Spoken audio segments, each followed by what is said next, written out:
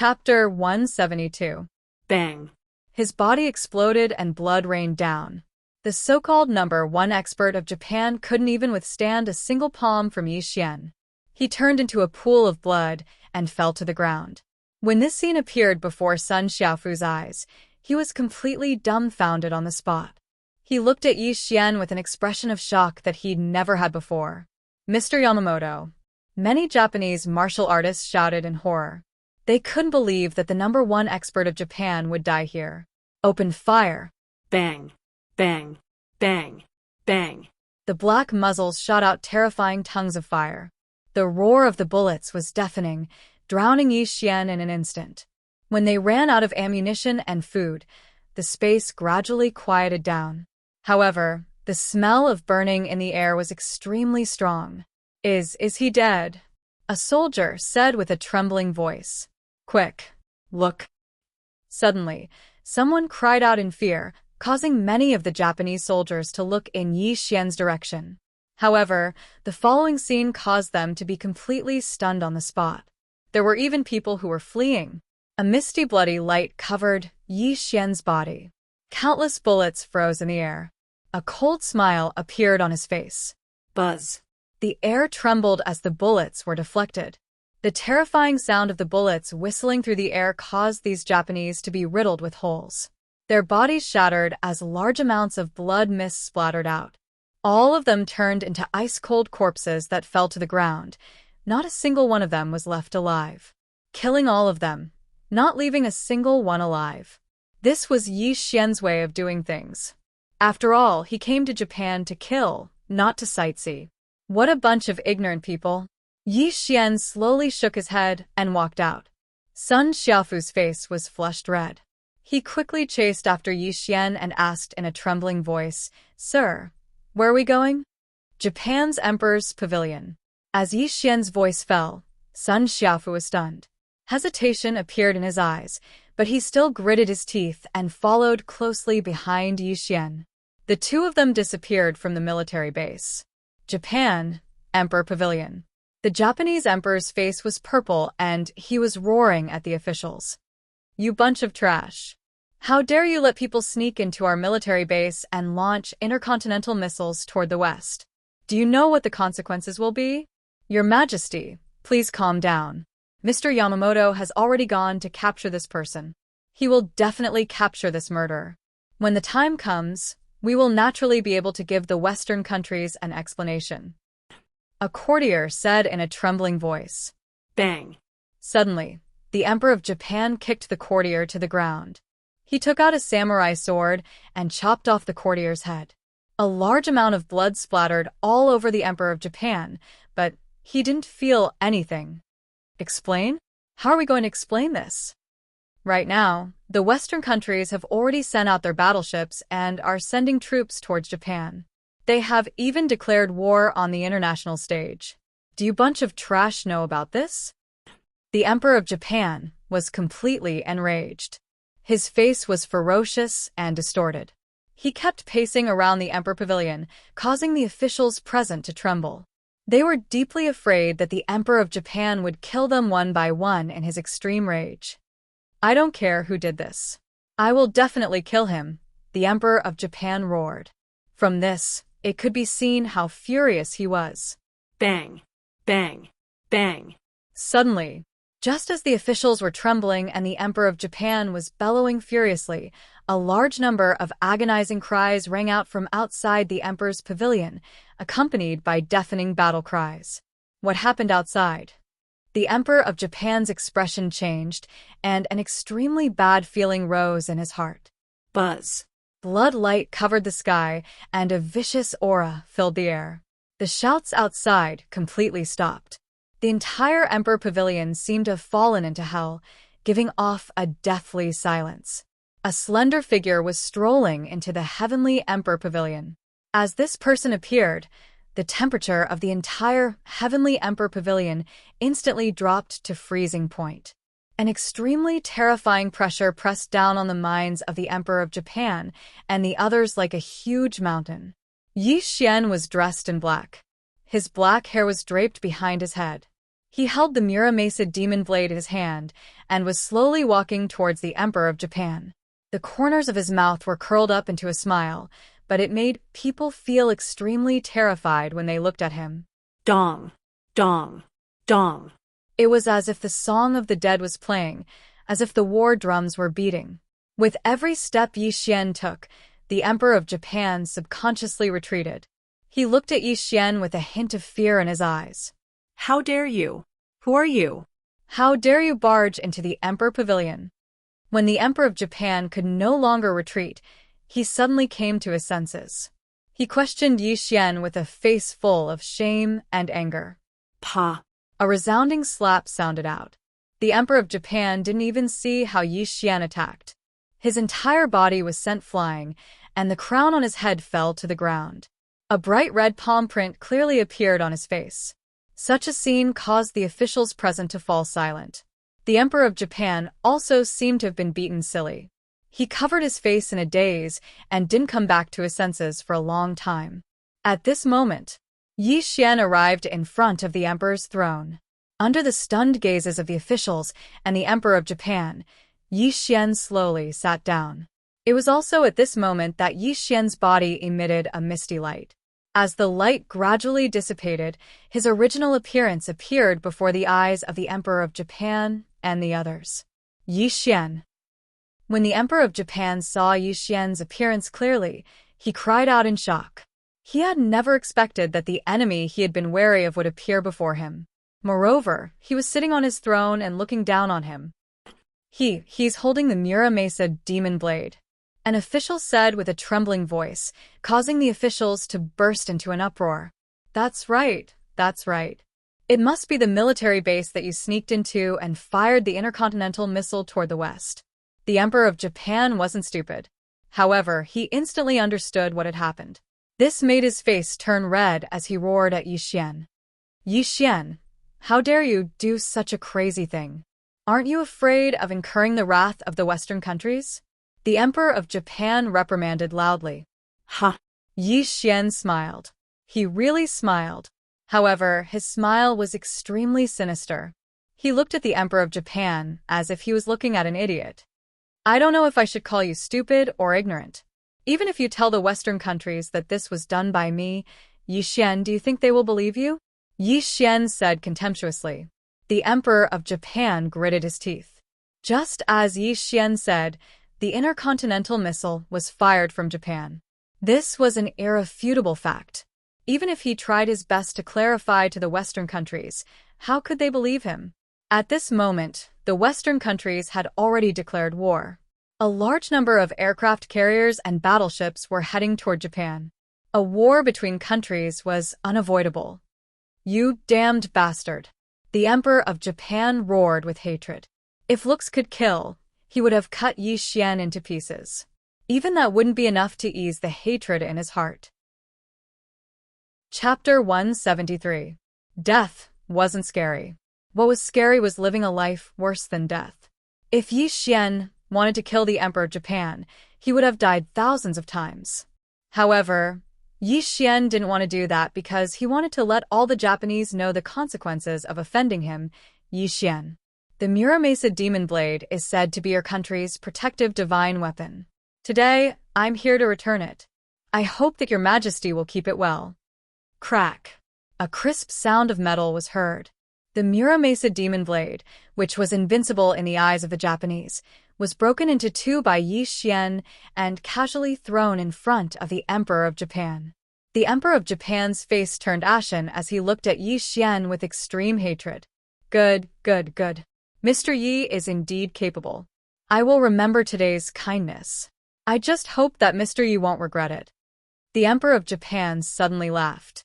He laughed very happily and even bowed to Yi Xian. In my dictionary, the word regret doesn't exist. When the Western countries attack Japan, I want to see if you can still laugh. Yi Xian smiled slightly and stood up to walk out of the Emperor Pavilion. Protect His Majesty. Suddenly, a large number of Japanese warriors charged into the Sky Emperor Pavilion, and countless soldiers surrounded the Sky Emperor Pavilion. However, everyone looked at Yi Xian with a trace of fear in their eyes. Obviously, Yi Xian's title as the #1 expert in the East wasn't just for show. It was a symbol of extreme strength and had a great deterrent effect on these people. A bunch of trash. Can you stop, Mr. Yi? Why aren't you all backing down? The Emperor of Japan suppressed his monstrous anger as he looked at the numerous Japanese martial artists with malicious eyes. This caused them to feel ashamed, but they still made way for Yi Xian to walk towards the outside world. Your Majesty, are we just going to let this matter go? A courtier said unwillingly. Ha! Looking at Yi Xian's back view, the Emperor of Japan smiled bitterly and said in a malicious voice, "There's an old saying in Xia country that goes, when an ordinary man is angry, blood splatters 5 steps away. Within 10 steps, everyone is an enemy of a country. Even if I have the power of a country, I'm just an ant in front of him. If he wanted to kill me just now, which one of you could stop him?" As the Emperor of Japan's voice fell, the courtiers present fell silent. Their faces were extremely pale, because this was the truth. Your Majesty, Yi Xian. Of the Western countries' warships. The Western. The Emperor of Japan took a deep breath and then slowly exhaled. He said in a deep voice, "Japan is in trouble. It's all my fault. I will bear all the responsibility." The Emperor of Japan was in charge of a country. He was definitely not a mediocre person. In this moment of the country's rise and fall, he showed the magnanimity of an emperor. Everyone, please follow me to the East China Sea. I will personally apologize to the Western countries. The Emperor of Japan's expression was calm, but there was a flash of humiliation in his eyes. He only wanted Japan to survive this. No matter what price he had to pay, he would not hesitate. In the outside world, the people of Japan were in a state of panic. All the major television stations were constantly broadcasting emergency news. When the Japanese found out the truth, they cursed the Emperor of Japan for being incompetent. Most of the Japanese were in a state of panic because of the declaration of war by the Western countries. They were afraid that once the war started, Japan would be attacked by the flames of war. Above the sky in the void, Yi Xian sat cross-legged in the sky, calmly looking down at the East China Sea. He was looking into the distance. Countless Western battleships were rushing over. The missiles on the battleships were already set up. It was as if they would turn the small country in front of them into dust at any moment. A slight smile appeared on Yi Xian's face. This was what he wanted to see. Although Yi Xian had the ability to destroy Japan, he did not want to become the enemy of the entire world. Using the Western countries to destroy Japan was the best outcome. Above the East China Sea, the Western battleships were heading towards Japan's port. The Japanese battleships were also preparing for war. A huge battle was about to erupt in the East China Sea. Surface-to-air missiles are ready. Ready to fire. A-01 annihilation missiles are in position. Ready to fire. An ear-piercing alarm rang out in Japan's port. A large number of Japanese battleships entered battle mode. A Japanese general stood on a battleship, cold sweat rolling down his forehead. He was ready to give the order to fire at the Western battleships. "General, His Majesty has ordered us to raise the white flag and surrender to the Western countries." A soldier quickly walked over and read out the Emperor's order. What? The Japanese general's expression changed. He simply could not believe his ears. Only when the soldier repeated the Emperor's order did the general come back to his senses. He could only helplessly follow the Emperor's orders. Woo woo woo. The horns of the battleships sounded out. This was the signal of surrender. A large number of white flags were raised on the Japanese battleships, and the Western countries' battleships quickly headed towards Japan's port. In front of Japan's port, the Emperor of Japan held the letter of credence and knelt on the ground in humiliation. When the Western battleships stopped in front of the port, countless white soldiers surrounded the port. Numerous Western generals stepped onto the port and walked towards the Emperor of Japan. High in the sky, Yi Xian frowned as he looked at the scene. A dark light flashed in his eyes. This was different from what he had expected. The war had not started at all, and this was not the result he wanted. At the same time, Japan used a global broadcast to announce that they had surrendered. They also expressed their sincerest apologies to the Western countries. In this announcement, the Emperor of Japan knelt and kowtowed, expressing that he was willing to give up land and pay compensation to make up for the losses he had caused to the Western countries. In this announcement, the Emperor of Japan repeatedly emphasized that the intercontinental missile attack was not done by the Japanese. Instead, it was done by the #1 expert of the East, Yi Xian, who had snuck into the Japanese military base and committed such a heinous crime. It was also at that moment that the Xia Ministry of Foreign Affairs strongly condemned the Emperor of Japan's words.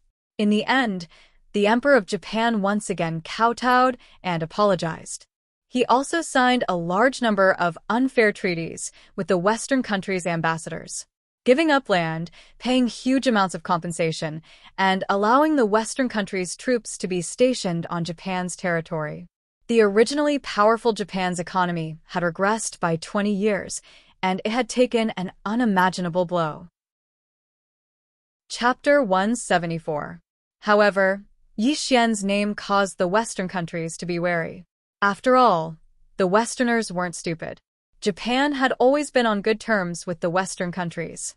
How would they dare to use intercontinental missiles? However, Japan didn't have any strong evidence to prove that Yi Xian was the one who did it. Moreover, Japan had already ceded their land and paid compensation. This matter was temporarily suppressed by the Western countries. Japan, Emperor Pavilion. The Emperor of Japan, Miyamoto Takeda, was holding 2 broken pieces of the Muramasa demon blade in his hand. He sat on the ground in a daze. He didn't even feel the blade cutting into his palm. The Emperor of Japan knelt down and apologized in a global broadcast. He even signed a series of unequal treaties in humiliation. This was something that had never happened in the history of Japan. I, Miyamoto Takeda, am a sinner of Japan. But if I don't surrender, how can Japan be a match for the Western countries? The Emperor of Japan murmured with a bitter smile. Tears of humiliation flowed out of his eyes, wetting his clothes. Do you want to take revenge? Do you want to kill Yi Xian? Suddenly, A deep and gloomy voice rang out, causing the Emperor of Japan to be stunned. Then he roared, Who? Who is speaking? Get the hell out here. buzz. The 2 broken pieces of the Muramasa demon blade were emitting a dark light. A black shadow floated out of the broken blade, causing the entire Emperor Pavilion to fall into an eerie and terrifying environment. Miyamoto Takeda was stunned on the ground. Who are you? Facing such a strange scene, Miyamoto Takeda asked in shock. You don't need to know who I am. You just need to remember that I'm someone who can help you. The black shadow's aura was cold. Even his voice was emotionless. How can you help me? Miyamoto Takeda tried his best to calm himself down. He could feel that the sudden appearance of the shadow would bring him an unimaginable opportunity. Open the door of the spirit-branded retainer and take back the Kusanagi sword. You will obtain the power to destroy the world. Even if Yi Xian is an immortal cultivator, he won't be a match for you under the Kusanagi sword, the black shadow said coldly. Immortal? Immortal cultivator? Miyamoto Takeo muttered to himself in shock. Then, he suddenly looked at the black shadow and said, How is this possible? Are there really cultivators in this world? In the distant past, immortal cultivators were real. Until the end of the age of Dharma and spiritual chi, a large number of immortal cultivators died of old age. This Yi Xian found another way to devour the endless chi of blood and achieved supreme cultivation. However, he killed too many people. Sooner or later, he will suffer the immortal tribulation of the 9 heavens. When the time comes, he will definitely die. The black shadow spoke slowly, as if it had a deep understanding of the Tao of immortality. No, I want to kill him with my own hands. Miyamoto Takeda's body trembled as he growled. Give up your throne. Follow my instructions and open the door to the spirit-branded retainer. When you reappear in this world, with the power bestowed upon you by the heavenly sword of clouds, killing him will be as easy as flipping your hand. The black shadow spoke coldly. On this day, a piece of news that shook the entire world spread. The Japanese Emperor Miyamoto Takeda had mysteriously disappeared from the Emperor Pavilion. He only left behind an order to pass his throne to his son. No one could find him. Drifting Cloud Villa. Yi Xian's expression was gloomy as he sat cross-legged under the cherry blossom tree. Sun Xiaofu stood beside him, trembling slightly. He could feel that Yi Xian was in a very bad mood. "My lord, the Japanese emperor has given up his throne and disappeared without a trace. The entire Japan is in chaos. You should have achieved your goal, right?" Sun Xiaofu probed. "You're wrong. It's not over yet." Yi Xian stood up from under the cherry blossom tree. He looked into the endless sky, and a vicious glint flashed across his eyes. Yi Xian was a person who would repay kindness. If he had a grudge, he would not be kind. Although Japan was now riddled with holes, with the passage of time, Japan's national strength would recover one day. When doing things, one had to be ruthless. When killing someone, one had to be ruthless. Letting the Japanese off so easily was not Yi Xian's style. Above the East Sea, jade waves churned as Yi Xian stood on the surface of the sea. His face was expressionless, but his entire body was emitting an extremely terrifying evil aura, causing the surface of the sea beneath him to churn violently. Yi Xian, as an immortal cultivator and a tribulation cultivator, naturally knew the spell of summoning wind and rain. Since the Western countries did not declare war on Japan, he could only do it himself. Wind rise. Woo woo woo. Yi Xian drew a circle with his palms, and blood-red runes rolled around his body. A terrifying wind suddenly blew between heaven and earth, causing the East Sea to churn violently. Rain, come. Crack. The world was dark, and black clouds covered the sky. Above the endless sky, terrifying lightning crisscrossed in the dark clouds. The azure lightning streaked across the sky, illuminating the world as if it was daytime. Whoosh whoosh, the heavy rain poured down violently, and monstrous waves swept across the sky. Amidst the sky-churning waves, Yi Xian was surrounded by blood-red light. The Tongtian's black hair danced in the wind and waves. He seemed to have transformed into a demon god, stirring up the endless wind and clouds, wanting to create an unprecedented disaster. Boundless heaven and earth, borrow the power of the universe. The Tongtian moved the earth and shook the universe. Yi Xian's cruel voice sounded in all directions. His palms gathered the power of the wind and clouds, causing the water of the East Sea to stir up huge waves that swept towards the Japanese port. Rumble. The seawater churned, and the waves were vast. The waves instantly drowned the Japanese port, and the warships docked at the port were turned into debris. There were also a large number of cries coming from the port. Cries, screams, and pleas to the heavens rang out. When the desperate cries of the Japanese rang out, Yi Xian's expression was calm, and he did not show any mercy. His palms slapped out blood-red runes that filled the sky, causing the waves in the East Sea to surge even more violently. Cities were drowned one after another, and tens of thousands of living beings were crying. The sound that gathered together was extremely miserable. Faced with this unprecedented disaster, the Japanese were unable to resist at all.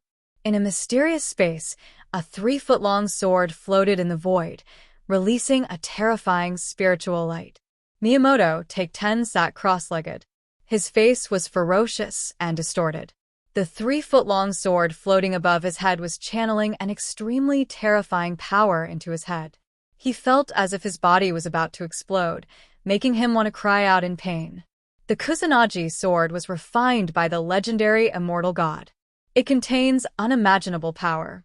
If you want to gain the recognition of this sword, you have to rely on your own willpower to survive this calamity.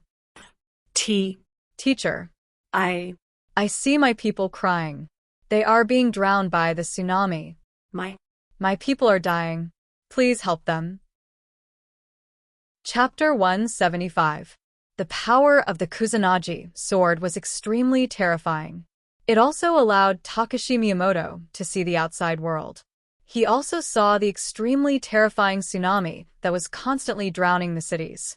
He was enduring extreme pain as he pleaded with the Black Shadow. My child, you must remember this blood feud because this tsunami was caused by Yi Xian. You can't save them now. As long as you can withstand the power of the Kusanagi sword, you can avenge your people. The black shadow roared, causing Takashi Miyamoto's face to twist. He let out a violent roar, and the Kusanagi sword above his head shone brightly. An extremely terrifying power was injected into Takashi Miyamoto's body. Yi Xian, even if my soul is destroyed and I can never reincarnate, I, Takashi Miyamoto, will eat your flesh and drink your blood. The veins on Takashi Miyamoto's body wriggled like maggots. His body was shattering and regenerating continuously. A large amount of blood soaked his body. At a glance, Takashi Miyamoto was as terrifying as an evil spirit that had crawled out of hell. A terrifying tsunami drowned the capital of Japan. Countless Japanese were killed in this tsunami. A large number of buildings collapsed, and there was not a single place in the capital of Japan that was unscathed. The country was no longer a country, and the refugees were displaced. The incompetence of the Japanese royal family had completely angered the Japanese. They overthrew the Japanese royal family, and some powerful generals even declared independence. Power was something that drove people crazy. All the generals in Japan who had a large number of troops wanted to become the new ruler of this country. A civil war also started after the tsunami disaster. Artillery fire filled the sky, and the war started. The warlords in various places fought with each other. There were also blood-soul mutated beasts lurking in Japan, constantly turning the Japanese into food and devouring them. This was the last straw that broke the camel's back. The entire country of Japan could not bear the burden. At the same time, a terrifying beast tide broke out all over the world. Countless mutated beasts broke into cities and turned a large number of humans into food. There were also strange blood souls wandering around, cruelly killing humans to improve their cultivation. This was an unprecedented calamity. All the blood-soul mutated beasts went completely crazy. They no longer held back, and humans retreated to the cities to resist. The so-called ancient martial ability users were defeated again and again under the full power of the blood-soul mutated beasts. They were even slaughtered and devoured by some terrifying blood souls. Finally, a piece of news that broke the hearts of humans all over the world. In the West, a small country with a territory of only 300,000 square kilometers was completely destroyed by 100,000 mutated beasts. These blood-soul mutated beasts were no less intelligent than humans. They even reared the humans in this country for them to slaughter and devoured. Their cruel actions. Not only was the West suffering from a calamity, but the countries in the East were also suffering from an unprecedented calamity. As for the Xia country, because of its large population, it attracted a large number of beast hordes.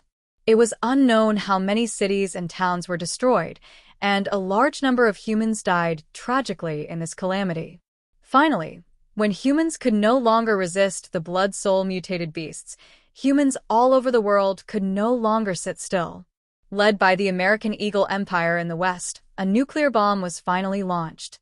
The terrifying mushroom cloud destroyed everything.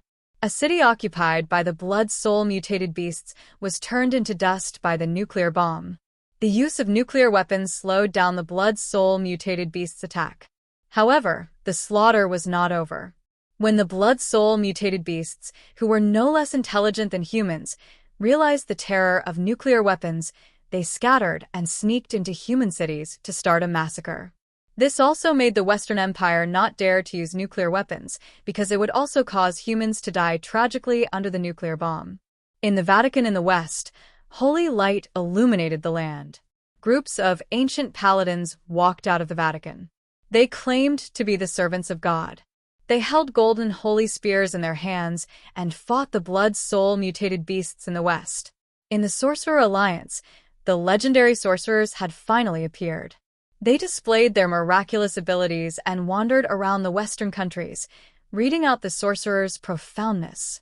They also displayed their powerful spells to help the humans resist this catastrophe. In the East, in the divine land of the Great Xia, all the cities were under Level 1 martial law. All kinds of high-tech weapons were used to defend every city. A large number of city walls were quickly built. The Great Xia soldiers were stationed around the cities day and night, but a large number of cities were still massacred by the blood-soul mutated beasts. Even though the Great Xia also had nuclear weapons in hand, they could not use them directly like the American Eagle Empire. This was because the Great Xia's population was too large. Using nuclear weapons would cause an immeasurable disaster. Jixia Academy, Lesser Thunder Temple, Taoist Mount Longhu, Maoshan sect, Buddhism, Taoism, and Confucianism. These three ancient forces finally began to show their power. They walked on the Great Xia's land and kept fighting the blood-soul mutated beasts. In the distant past, the spirit qi of heaven and earth was abundant. These sects were all founded by immortal cultivators. However, in the current era, the spirit qi did not exist in the world. Every time they used spells, they would consume their own vitality and lifespan. This was just an act of drinking poison to quench one's thirst. Humans all over the world struggled to defend their cities. Outside the cities was the blood-soul mutated beasts world. Just as the humans of the world were in despair, a piece of shocking news spread. A moon god sect had appeared in the West. It had 100,000 followers, and each of them had incredible power. Its leader called herself the moon god. She announced to the world through a global live broadcast that she was a living god. Anyone who believed in her would be protected by her. Moon God City. It was a new human city, with a moon god overseeing it. What shocked the humans of the world the most was that the blood-soul mutated beasts avoided the moon god city. It was as if they were afraid of this mysterious moon god. The humans of the West were in an uproar. They all rushed to the moon god city because they would not be killed by the blood-soul mutated beasts as long as they entered the city. This also made the moon god city a holy land for the West. However, this was not the end. Other than the moon god city, mysterious forces rose up in the West. They took over a large number of cities. They called themselves the living gods and said that anyone who believed in them would be protected by them. In the East, in the northwest of the Great Xia country, a man who called himself the brilliant sun Immortal spirit appeared out of nowhere. No one could see his face clearly because his body was emitting the light of the sun. The so-called blood-soul beasts were all turned into ashes under his light.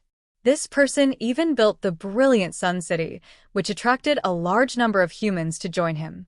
The world's view of the world was collapsing and a new order was being established. When the so-called gods appeared, the humans of the world were in an uproar.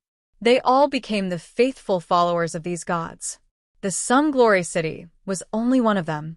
In the East, countless mysterious figures had built cities and passed down the cultivation methods that humans yearned for.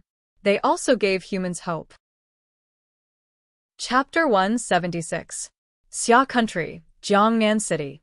City walls rose from the ground, and a large number of high-tech weapons were placed on the city walls. A large number of blood fiends were swarming towards Jiangnan City. Blood souls were laughing eerily in the sky. Open fire. The sound of cannon fire and battle cries were endless. How dare you, evil creatures! Even if I die today, I will make sure you die a horrible death. Thunder Palm. A middle-aged Taoist was bathed in blood. Lightning flashed around him, and a terrifying thunderbolt struck out from his hand. Instantly, dozens of strange beasts were reduced to ashes. This Taoist was also rapidly aging because he had used up too much of his blood and qi. Amitabha. An old monk lamented the state of the universe and pitied the fate of mankind. He was reciting scriptures sorrowfully. The prayer beads in his hand were constantly being crushed, and the Buddha's light around him suddenly increased. However, his body was constantly shriveling. When he looked at the blood souls in the sky, his eyes were filled with cold, murderous intent. Evil creatures, have a taste of my Buddhist lion's roar. Roar. The old monk roared sorrowfully.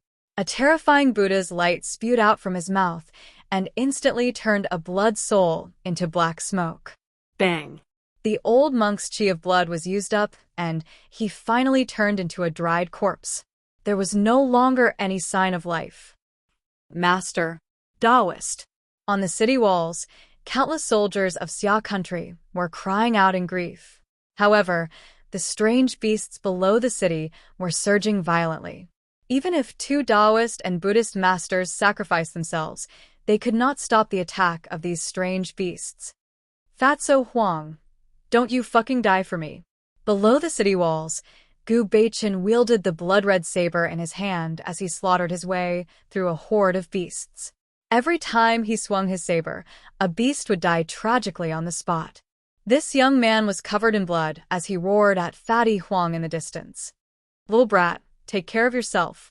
Your grandpa Huang will not die. Fatso Huang's face was sinister. Every time he swung out the poisonous dagger in his hand, a strange beast would die.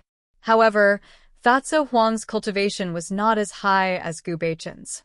Many wounds had already appeared on his body and blood was flowing from the corner of his mouth. Roar. A blood fiend with the body of a lion and the head of a leopard suddenly pushed Fatso Huang to the ground. It opened its bloody mouth and bit down on Fatso Huang's head. This made Fatso Huang close his eyes in despair, knowing that he was going to die tragically in the mouth of a blood fiend. Puchi. Suddenly, a flash of blade light tore through the air, and the blood fiend was sliced into 2. Gu Beichen flew over and helped Fatso Huang up from the ground. He even mocked him.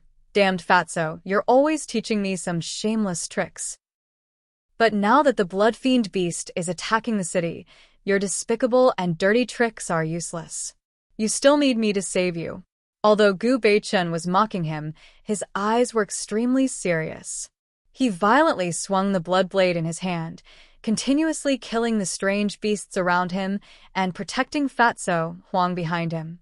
Looking at Gu Beichen's actions of protecting him with his life, Fatso Huang was slightly stunned. A touch of emotion appeared in his eyes. He then laughed maniacally. You little brat, now that you've grown up, you actually dare to mock your grandpa Huang. After we kill these strange beasts today, I'll teach you a lesson when we get back. Humph, as long as you don't die. Gu Beichen laughed out loud. The 2 of them fought side by side, barely resisting the attacks of the strange beasts. However, the numerous blood fiends in the sky had already fixed their eyes on them. They let out terrifying and eerie laughter and pounced on the 2 of them violently. Fatso Huang, hurry up and escape. When that bastard Yi Xian comes back, help me tell him that I, Gu Beichen, have cultivated because of him. However, he caused my sister's death. I will never forgive him in this lifetime. Gu Beichen roared loudly. He suddenly grabbed Fatso Huang's body and threw him towards the city wall. The blood blade in his hand emitted a terrifying blade aura as he crazily attacked the blood fiends in the sky. Beichen. Looking at this scene, Fatso Huang roared loudly. His body was trembling. Although Gu Beichen had broken through to the innate stage, he did not have any spells in his hands. How could he be a match for these terrifying blood fiends? Kill. The blood blades swept across the sky, killing all the blood fiends. Under Gu Beichen's crazed roar, his blades slashed through the bodies of several blood fiends. However, he did not cause any harm to them. Blood food, what a rich blood food, several blood fiends said hoarsely. They ignored Gu Beichen's blade aura and pounced on him violently. Sister, I'm coming for you. Gu Beichen's face bloomed with a smile of relief. His eyes were blurry. It was as if he could see Gu Xiaoxiao's smiling face. A look of relief appeared in his eyes. Rumble. All of a sudden, the wind and clouds changed and thunder boomed.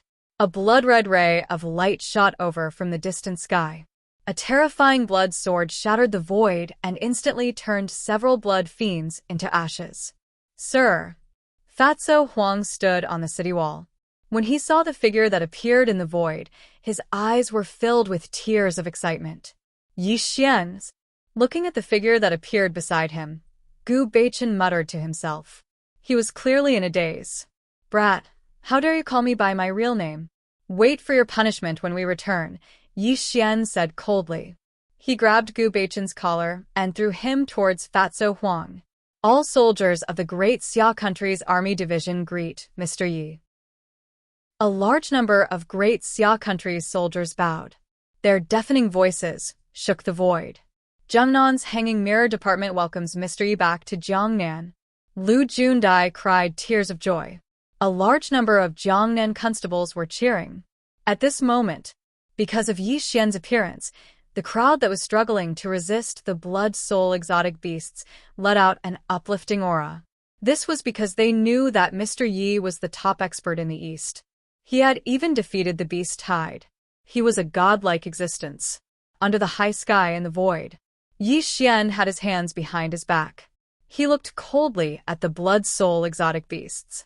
A gust of wind blew, causing his black hair to flutter in the wind. His black clothes flapped, and a terrifying blood-red light burst out from his body.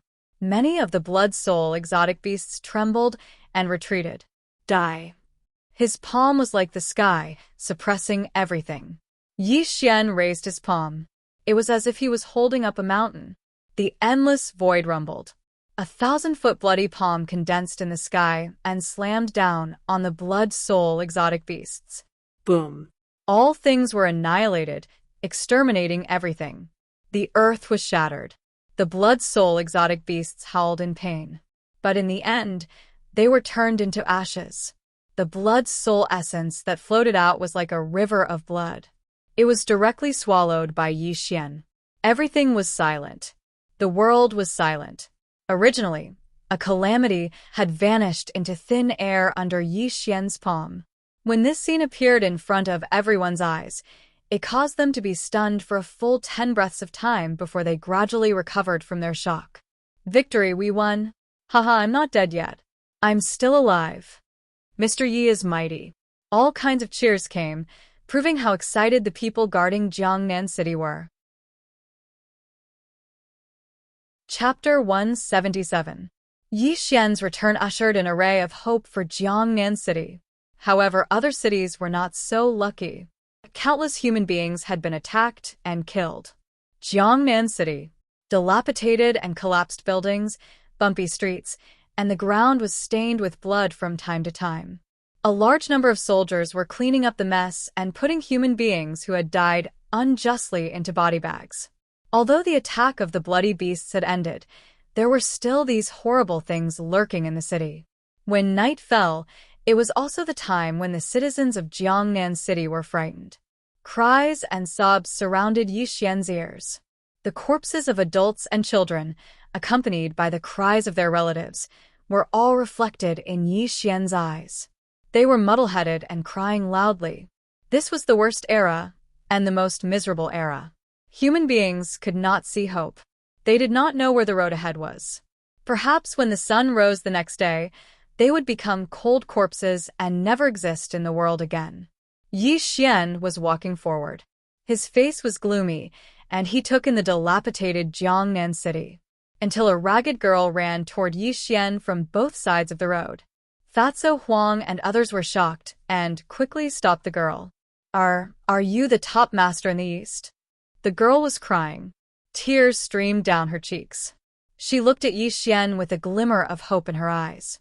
Let the child come here, Yi Xian said solemnly. The soldiers made way. The girl staggered until she came to Yi Xian. A pair of dirty little hands tightly grasped the corner of Yi Xian's clothes. She shook and said, Are you the top master in the East?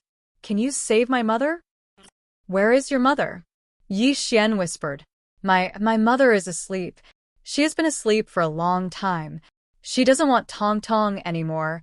The child giggled, and his voice was whispered and hoarse. Under the girl's crazy dragging, Yi Xian let the girl pull him toward a house. When Yi Xian entered the house, he saw a young woman with her eyes closed forever. Her body was lying on the wooden bed in the house. Mother, wake up.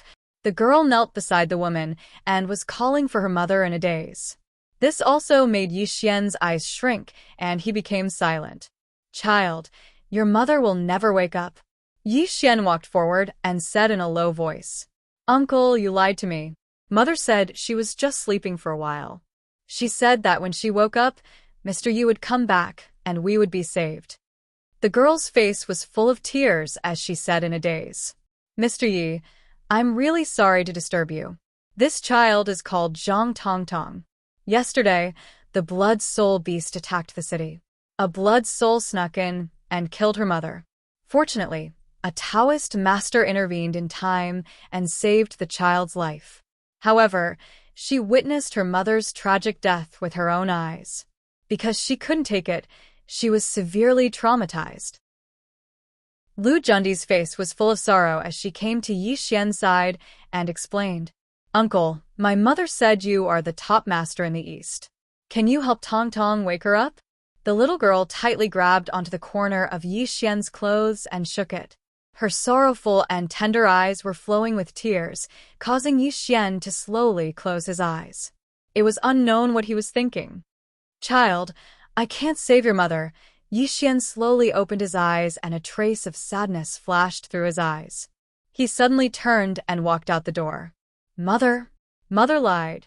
You said that when the top master of the East returns to Jiangnan, you will wake up."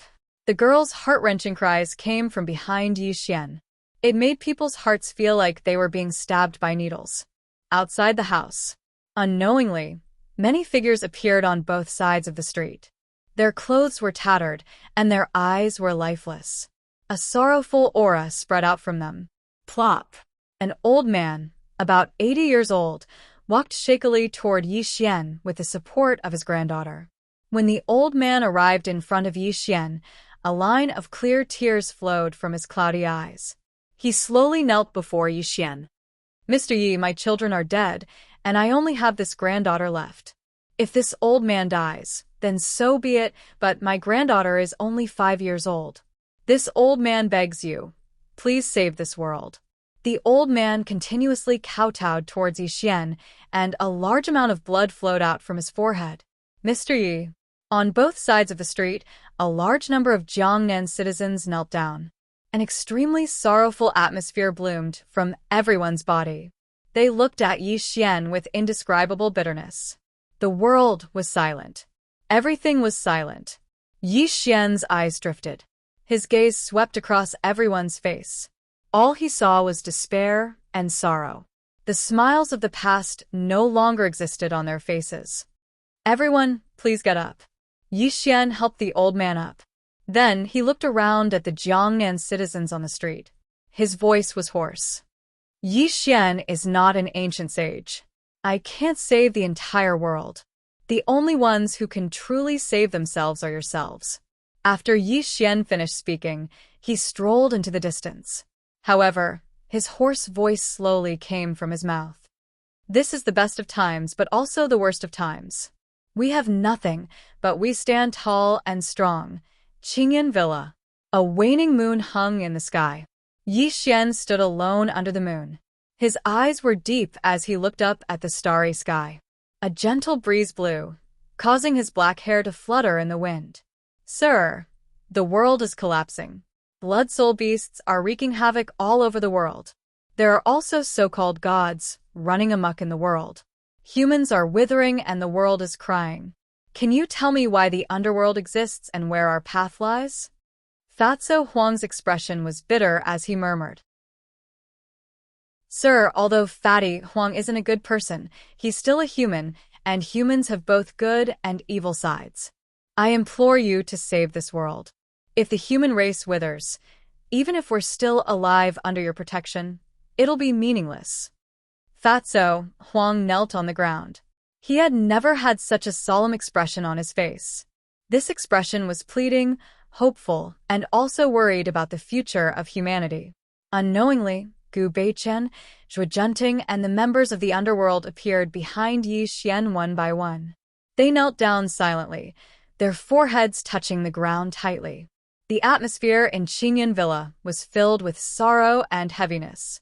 Yi Xian slowly turned around and looked at his subordinates behind him. A lonely smile appeared on his face. He said in a low voice, "Once, there was a person who told me that I must be kind as a human. However, in my opinion, this was just a joke. However, when I see the radiance of humanity on your faces today, I finally understand that that woman was not wrong. Even if a person has committed heinous crimes, there will always be a kind side deep in his heart." Chapter 178. Fatso Huang, you were originally a doctor. But because you found out that your wife was cheating on you, You killed her cruelly in a fit of rage. Gu Beichen, your sister was killed by the Blood Soul. The villagers of the river even used your sister to threaten me in order to survive. This showed you the evil nature of human nature. Zhuojunting, your second uncle killed your family cruelly. This unforeseen event turned you from a rich young lady into a vicious female Rakshasa. Every one of you has a story, and your hands are stained with blood. But today, you are begging me for the future of mankind. Tell me, what made you do this? Is it really the kindness hidden in your hearts? Yi Xian's eyes were deep as he looked at his subordinates. He wanted them to give him a real answer. Human, sir, it's human. Fatso Huang said emotionally, when I saw that little girl crying crazily beside her mother's body, when I saw humans die tragically in the mouth of strange beasts, I realized that my heart was trembling. My heart was telling me that as a member of the human race, I can't sit back and watch my own kind die tragically. This is the difference between us humans and beasts. Good. All of a sudden, Yi Xian's eyes flashed with a terrifying blood-red light, and a terrifying aura rose around him. He looked at the endless sky and said in a hoarse voice, "It's easy to overcome one's inner demons, but it's hard to escape one's heart. Fatso Huang, you have given me the answer I want. Let me give mankind the last hope before I become an immortal. As for whether mankind can survive this catastrophe in the future, it's all up to them." As Yi Xian's voice fell, Fatso Huang and the others were stunned. They looked at Yi Xian with eyes full of extreme horror. Become an immortal. It was a simple word, but it was as heavy as the stars and the universe. It was so oppressive that Fatso Huang and the others found it hard to breathe. All this time, Yi Xian had never told them about his cultivation. Fatso Huang and the others had always had a guess, but this guess had never been verified. However, Yi Xian's words today finally allowed them to understand what kind of terrifying existence the master standing in front of them was. Cultivator, an ancient and mysterious title. Fatso Huang and the others were absolutely certain that their master was a real cultivator. All of a sudden, Yi Xian soared into the sky, his entire body soaring into the clouds. His entire body was glowing. It was a kind of Tongtian light, and there was a kind of immortal charm surrounding him. Rumble. The sky shook, the void swayed, the wind howled, and the dark clouds in the sky broke apart. The waning moon in the sky sprinkled down endless moonlight, illuminating Yi Xian without a speck of dust, as if he was an immortal under the moon. I, Yi Xian, have cultivated for 4 years. I am known as the Immortal Sky Lord. Today, I will use the name of the Immortal Sky Lord to conquer the world. Those who have obtained my blood inheritance shall fight for the survival of mankind. They shall fight for the hope of mankind. The world rumbled. Yi Xian's vicissitudes of life spread between heaven and earth, which also made the bloody soul strange beasts hiding in Jiangnan city scream in fear. Qi. Qi. Like a group of falling stars, like a river of stars hanging upside down, blood-colored runes revolved around Yi Xian. These runes blossomed with an extreme blood-red light, and then suddenly shot out in all directions. Above the firmament were billions of stars, and above the starry sky was an indestructible guardian. When Yi Xian sprinkled the seeds of hope into the human world, whether or not humans could walk out of this catastrophe depended entirely on themselves. In the divine land of the Great Xia, a rare blood-colored meteor shower streaked across the firmament, and blood-colored runes fell to the human world one after another. Outside the wilderness, a severely injured young man was about to die tragically in the mouth of a strange beast. However, as a blood-colored rune merged into his glabella, a terrifying blood-red light appeared around him and suddenly enveloped the bloody soul strange beast. The bloody soul strange beast howled in pain and turned into a large amount of blood qi that was swallowed by the young man. In the city, a young man with a broken limb was being bitten by a bloody soul strange beast. However, when a blood-colored rune merged into his body, his eyes blossomed with a terrifying light. He actually bit the bloody soul strange beast's throat with a ferocious smile. Miracles were happening all over the divine land. Every human who merged with a blood-colored rune had Yi Xian's voice in their mind. West, Moon God City. On the white bone throne, the so-called Moon God looked to the east. Through the purple gold black robe, her eyes were blooming with a deep blood-red light. A murmur came from her mouth. Yi Xian, you finally can't sit still.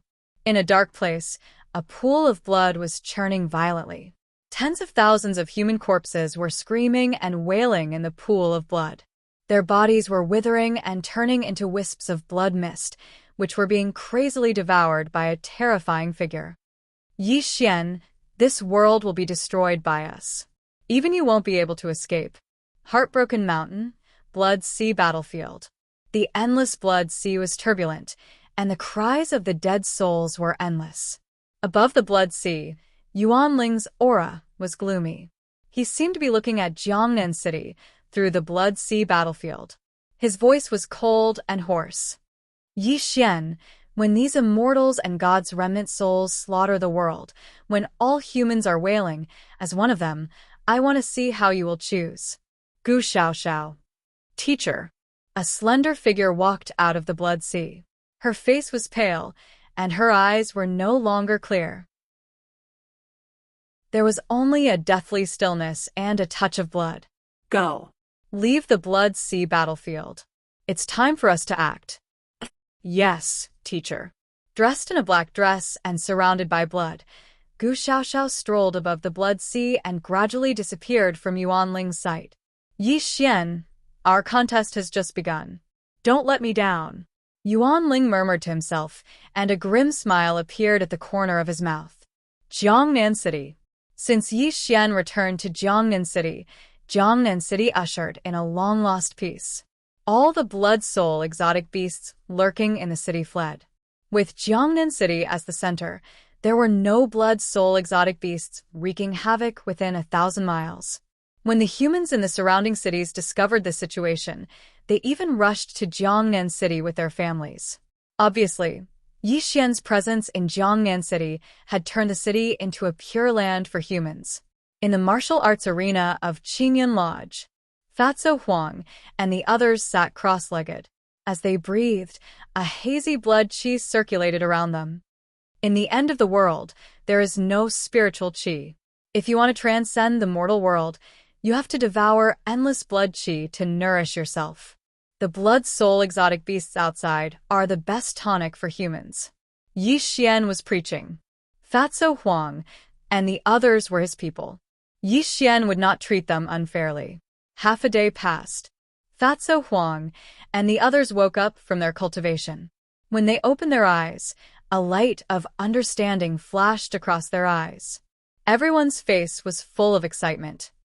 Sir, is this the way of cultivation? Fatso Huang asked in a trembling voice. Chapter 179. Fatty Huang wasn't the only one who had this question. The others also had the same question. Everyone was very excited because the cultivation method had always been a legend. If one cultivated to the extreme, wouldn't they be able to live forever and become an immortal that could roam the 9 heavens? How could this not make them excited? Immortal cultivation methods are useless in this world. What I'm going to teach you is the method to refine blood qi. When you kill every strange beast and blood soul, you can devour the blood soul essence in their bodies until it becomes your own strength. But you must be prepared. Even though this path can increase your cultivation quickly, it's easy to be corrupted by your inner demons. One wrong step and your soul will be destroyed. Yi Xian explained slowly, but there were some secrets he didn't tell Fatso Huang and the others. Although this method of devouring blood qi allowed one to cultivate quickly and was an alternative method of immortal cultivation, it was impossible to achieve immortal ascension with this method. This was because this method was too murderous and wasn't tolerated by the heavens. Even if someone could reach the tribulation passing realm, the only outcome was death. As for Yi Xian, he was a special case. He cultivated the undying immortal scripture and even grasped the taboo of the undying immortal scripture. Moreover, the heavenly punishing halberd had recognized him as its master. Of course, Yi Xian wasn't selfless enough to teach Fatso Huang and the others the immortal scripture. This had nothing to do with trust, because this was Yi Xian's trump card. He wouldn't reveal it even to his closest family members.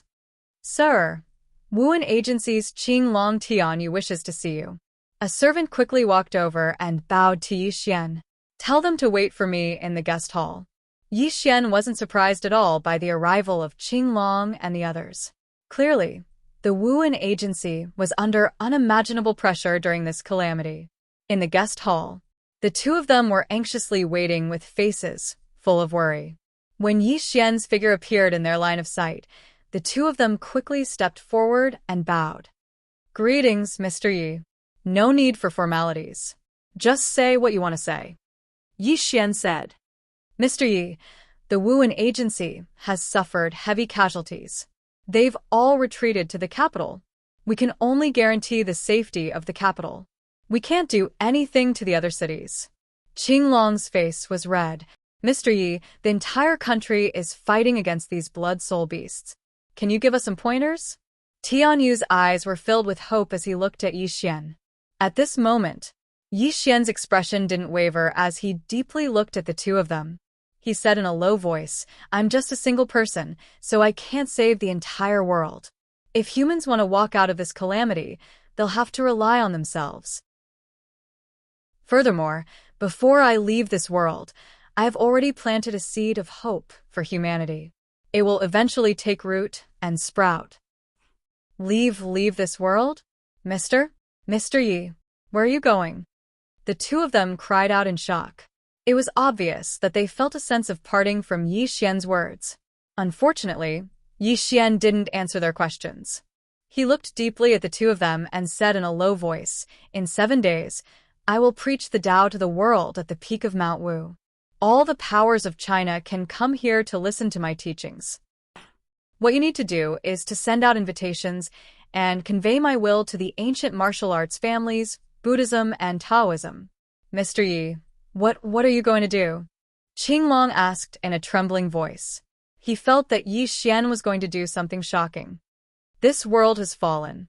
Humans are struggling at death's door. Since that's the case, let me start the era of human evolution. This will be my last contribution to humanity.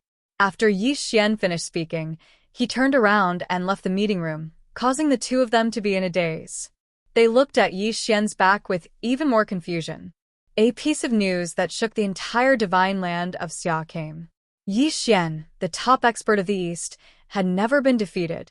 He sent out invitations to all the major forces in Xia to Jiangnan. He would preach to the world at the peak of Mount Wu. The invitations were sent to all the major forces. They also sent their representatives to Jiangnan City. They wanted to see what the top expert of the East was going to do. The crowd was surging, and the streets were empty. 7 days wasn't a long time, but it wasn't short either. However, Jiangnan City was overcrowded. Mount Wu was a famous mountain in Xia. It was 500 kilometers away from Jiangnan City. It was also a tourist attraction. However, when the blood soul beast wreaked havoc around the world, this famous mountain was deserted. However, Mount Wu was a little different today. It was a boiling cauldron of voices, one after another. A large number of people were rushing through the mountain, rushing towards the peak of Mount Wu. That was where the #1 expert of the East was going to preach to the world. At the peak of Mount Wu, Yi Xian was dressed in black. He stood quietly on the peak of the mountain. He looked at the vast sea of clouds. When he opened and closed his eyes, a terrifying bloody light flashed through them from time to time. Fatso Huang walked quickly to Yi Xian. He bowed and reported, Sir, all the major forces have entered the venue. Do you want to go now?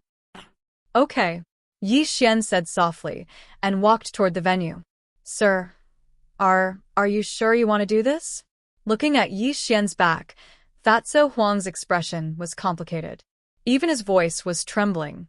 Before coming here, Yi Xian had issued an order to the underworld. This order was extremely cruel and bloody. It also made Fatso Huang ask Yi Xian in a trembling voice, If they are willing to put aside their sectarian views and save the divine continent, I will not kill the innocent. However, if they are only doing it for their own selfish desires, then there is no need for them to exist. Yi Xian's voice was cold and emotionless. However, the killing intent that leaked out from his body made Fatso Huang's heart tremble. He then sighed and hoped that these forces could survive this disaster. At the peak of Mount Wu, it was extremely lively. Tens of thousands of people had appeared on the peak of the mountain. They were ancient warriors from various aristocratic families. Taoism's Mount Longhu, Buddhism's Lesser Lane Temple, Jixia College, and Monster Exterminating League. None of them were ordinary people. They all represented the transcendent forces of the Xia. I heard that Mr. Yi is going to preach here. I wonder if it's true. Ridiculous. You should know that Yi Xian is the top expert of the East. His cultivation method must be extremely powerful. Why would he teach it to us? This brother is right. There is no such selfless person in this world. Even if he is the top expert of the East, he is no exception. All sorts of discussions could be heard, causing the peak of Mount Wu to become noisy. Buzz. All of a sudden, the sound of something breaking through the air was heard. Yi Xian flew across the sky and appeared directly in the center of the venue. When he looked around at the major forces present, the noisy crowd gradually quieted down. Chapter 180. Mr. Yi, did you really summon us here to impart this technique to the world? A cultivator asked aloud.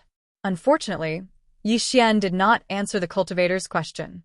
Instead, a large number of members of the underworld quickly entered the venue with books in their hands. They then handed the books in their hands to everyone. This is the blood qi devouring technique. Together with your own technique, you can devour the power of the blood soul exotic beasts to improve your own cultivation. Yi Xian's voice rang out in all directions, causing the expressions of the major forces present to change drastically. They quickly flipped through the books in their hands. After a few dozen breaths, the world gradually became deathly silent. Ha ha! All of a sudden, a maniacal laugh came from a cultivator's mouth, breaking the silence of the world. He clutched the book in his hand tightly, so excited that his body was trembling. Good! What a great blood qi devouring technique. With this technique, my cultivation will improve by leaps and bounds. Breaking through to the innate stage will be a piece of cake. Amitabha. Good. Benefactor Yi is so generous and selfless to impart such a heaven-defying technique to us. On behalf of all the monks of the Small Thunder Temple, I, Fa Hui, would like to express our gratitude to Benefactor Yi, an old monk said with a trembling voice, then put his palms together and bowed to Yi Xian. The heavens have not forsaken our Taoist lineage. The heavens have not forsaken our Taoist lineage. With this technique, perhaps we can revive the era of immortal cultivators. The blood soul exotic beasts outside will be our best food. A Taoist with an immortal aura burst into tears. He clutched the book tightly in his hand as if he saw the hope of immortality. Cheers and wild laughter rang out incessantly. Every single person from the various forces present was extraordinary. They were all outstanding talents in their own forces. They could completely tell from this blood qi devouring technique that this was an extremely heaven-defying technique. Coupled with their own techniques, their cultivation would receive an extremely terrifying boost. Mr. Yi, your selflessness will forever be recorded in the annals of human history. Mr. Yi, you are the benefactor of our Taoist lineage. If our Taoist lineage returns to the golden age of cultivation in the future, we will never forget your kindness today. Amitabha, Benefactor Yi is truly a good person. My Buddhist lineage will forever remember Benefactor Yi's kindness today. Both the Buddhist and Taoist sects, as well as the ancient martial arts families, praised Yi Xian one after another. However, everyone had the intention to leave. Obviously, they wanted to start cultivating the blood qi devouring technique as soon as possible. Mr. Yi, we'll take our leave first. We'll definitely pay you a visit in the future. Thank you for teaching us today. Amitabha. I'll take my leave first. Whether it was the Taoists or the Buddhists, the various ancient martial families and adept organizations all bade farewell to Yi Xian. Everyone's faces were flushed red, but they didn't see the trace of coldness in Yi Xian's eyes. At this moment, a cold smile appeared at the corner of Yi Xian's mouth.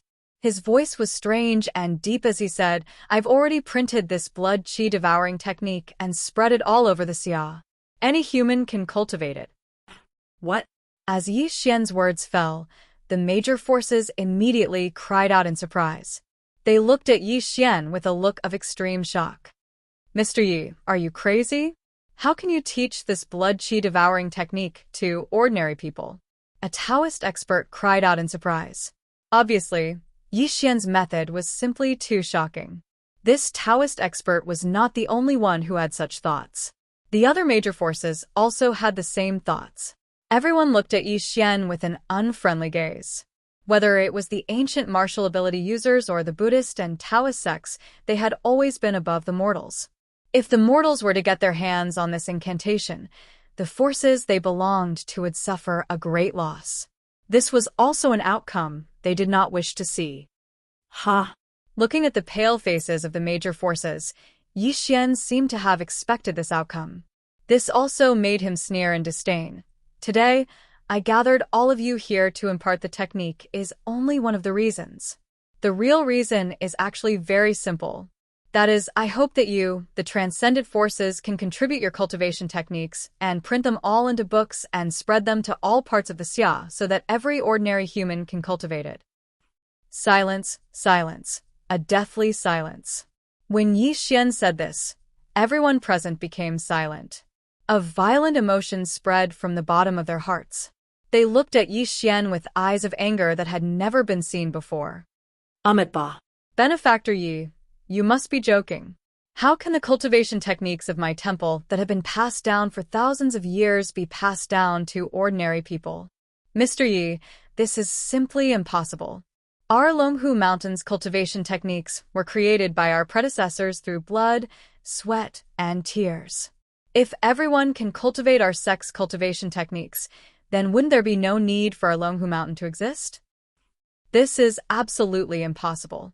Our Donghua clan's ancient martial arts have been passed down for thousands of years. Our martial arts techniques are passed down to our sons and not to our daughters. If our Donghua clan's cultivation techniques are printed and spread to the world, then wouldn't I become a sinner of the Donghua clan?" A large amount of indignant voices came from the mouths of the major forces. Clearly, they could not accept Yi Xian's actions, nor could they accept it. Ha. Yi Xian laughed. He really laughed. However, his laughter was extremely cruel. There was even a trace of blood in his eyes. When humanity is heading towards destruction, when the world has already collapsed, you are still selfish. And this is the greatest tragedy of humanity. Yi Xian's cold voice drifted in all directions. The sky gradually darkened, and blood-red lightning flashed in the clouds. An extremely terrifying murderous aura rippled between heaven and earth. Since you don't care about the life and death of humanity for your own selfish desires, then there is no need for forces like you to exist. Kill. It was as if the 9 heavens and the Milky Way were turbulent. Yi Xian's sword fingers streaked across the sky. High up in the sky, a 1,000-foot-long blood sword condensed. Rumble. The 1,000-foot-long blood sword fell to the mortal world. The sword qi that filled the sky poured down like a storm, instantly piercing through their bodies and turning the peak of Mount Wu into an Azura slaughterhouse. Blood. Fresh blood stained the ground. A large number of screams were heard. Everyone was scrambling to escape. However, when the 1,000-foot-long blood sword slashed down, they had nowhere to run. They could only scream and curse at Yi Xian. Then, they exploded into pieces and died tragically on the peak of Mount Wu. The screams became softer and softer. Corpses could be seen everywhere until the peak of Mount Wu became deathly silent. A large amount of blood stained the ground, and the world finally quieted down. Everything was silent. Heaven and earth were silent. Yi Xian stood on the peak of Mount Wu with his hands behind his back. He looked at the corpses of the various forces on the peak of Mount Wu.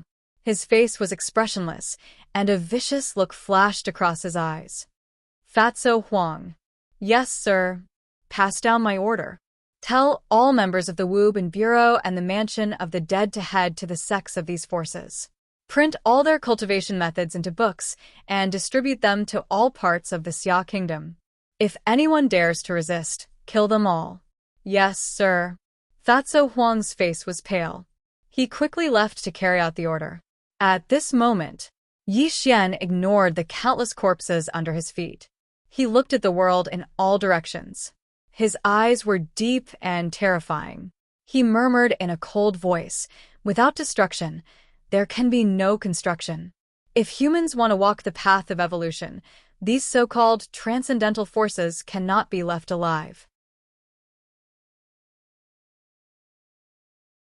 Chapter 181. An earth-shattering revolution was set off in China. An unfamiliar and terrifying name spread throughout the world. The underworld. These two simple words represented death and despair. Massacre, extermination, extermination. Wherever the underworld passed, be it ancient martial arts families or Taoist temples, they were all massacred. In today's world, blood soul mutated beasts were wreaking havoc and humans were heading towards extinction. The underworld's actions were even more puzzling to the people. They cursed the underworld and even cursed the underworld's master, Yi Xian, day and night. That was until a shocking piece of news came that completely changed the way the people of the Xia country viewed the underworld. It turned out that the underworld's actions were to collect secret cultivation manuals from the various major factions. These secret cultivation manuals were all printed into books and distributed to the people of the Xia country. However, this was not the end. The blood aura devouring technique, a cultivation technique that could devour blood soul mutated beasts, was also selflessly given to the people of the Xia country by Yi Xian. It truly gave them the ability to fight against the blood soul mutated beasts. As for the various major factions, they refused to hand over the cultivation techniques in their sections. Naturally, they were subjected to a bloody massacre by the underworld. When this truth spread throughout the Xia country, countless people of the Xia country were in tears. They knelt and kowtowed as they chanted Yi Xian's name. Some people even set up longevity tablets for Yi Xian in their homes and burned incense and prayed day and night. Many so-called gods had appeared in this world. However, the people of the Xia country were skeptical from the beginning until Yi Xian opened up the path of human evolution. He truly allowed the people of the Xia country to see hope. In their hearts, Yi Xian was the only god and a true god. Unknowingly, a title that was unprecedented since ancient times had spread from the mouths of the people of the Xia country. The Divine King, Yi Xian. These four simple words carried the faith of the people of the Xia country. If there were too many so-called gods in this world, then Yi Xian was the king of the gods. He was the only one who was worthy of this title. 1 spread to 10, 10 spread to 100, 100 spread to 1,000, 1,000 spread to 10,000, vast and endless. Millions of people sang his praises. When the words Godly King Yi Xian were spoken by the citizens of China, Yi Xian's reputation soared to the peak, attracting the attention of the world. Divine King Yi. Yi Xian's deeds were written into a biography. When his name was recorded in the annals of human history, even if tens of thousands of years had passed, future generations would never forget the Divine King's gift. On the 18th of the 8th lunar month, the Divine King's gift. This was the day that humanity began to evolve. It was also the day that the God King, Yi Xian, redeemed humanity. It would forever become a legal holiday for the people of this world. That day was also known as the Godly King creation by the later generations. Qingyan Villa, Jiangnan City. Yi Xian was leisurely flipping through an ancient book. His expression was calm and tranquil. From time to time, he would pick up a cup of tea and take a few sips, giving off a sense of leisure and contentment. Suddenly, Yi Xian frowned. A hint of surprise flickered in his eyes. This is the power of faith. Yi Xian stood up in a daze. His originally calm face turned red, and he was completely stunned on the spot. Divine King Yi, please bless Xia with good weather and no longer be slaughtered by mutated beasts. Divine King, I Li Jigua, Swear to you that I will fight the blood-soul mutated beasts to the end after learning your techniques today. I will have no regrets even if I die. Divine King, I don't have anything good in my house. Only these apples can be offered to you. Once the disaster is over, I will definitely ask my descendants to burn incense and worship you day and night. A large number of prayers kept ringing in Yi Xian's ears. These voices were the voices of the people, but they were also the voices of humanity. The endless power of faith gathered into a vast river, pouring into Yi Xian's primordial spirit at a terrifying speed. Buzz. The void buzzed and ripples spread out. Yi Xian's aura suddenly became chaotic. He did not dare to be negligent. He sat down cross-legged and kept circulating the immortal scripture. He turned the power of faith into wisps of cool air and integrated it into his primordial spirit. Half a day passed. Yi Xian suddenly opened his eyes. A beam of immortal light flashed in his eyes, and an extremely immortal aura surrounded him. This made Yi Xian clench his fists tightly. There was a faint hint of excitement in his eyes. The power of faith. It's the power of faith. I didn't expect the legend to be true. Yi Xian muttered to himself. The immortal light around him made him even more excited. What was the power of faith? The power of faith was an indescribable thing. A person's faith could be said to be insignificant. However, if the faith of hundreds of millions of people gathered together, it would be an extremely terrifying power. And this kind of power was extremely beneficial to immortal cultivators. Legend had it that if there was enough power of faith, even if there was no spiritual chi of heaven and earth, immortal cultivators could use the power of faith to transform into gods. They would possess extremely terrifying strength. However, although gods were powerful, they were two different concepts from immortals. When immortal cultivators used the power of faith to transform into gods, their cultivation would be completely provided by their believers. Their mortal body would also become a god's body. As the power of faith increased, their cultivation would also gradually deepen. The greatest advantage of gods was that they did not have heavenly tribulations and would not suffer from tribulations.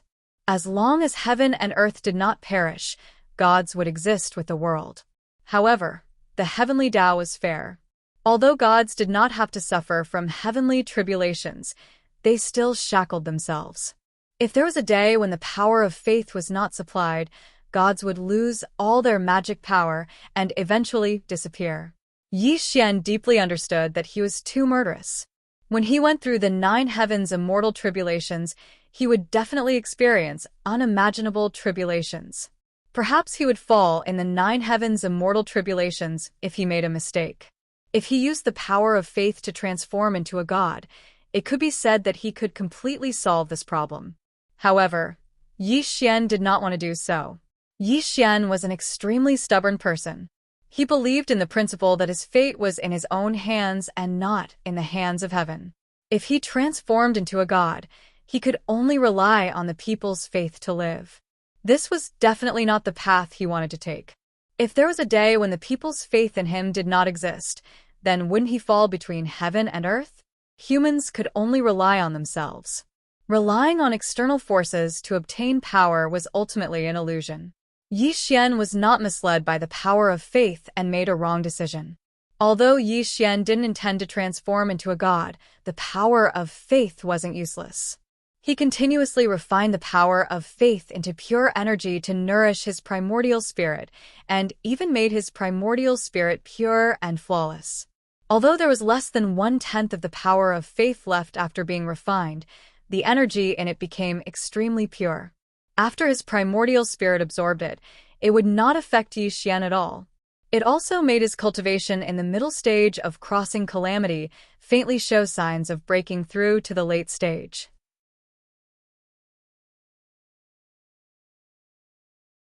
Chapter 182. Yi Xian had a vague premonition that although he did not use the power of faith to become a god, the people's faith in him would have an extremely powerful effect on his immortal tribulation of the 9 heavens. Become an immortal.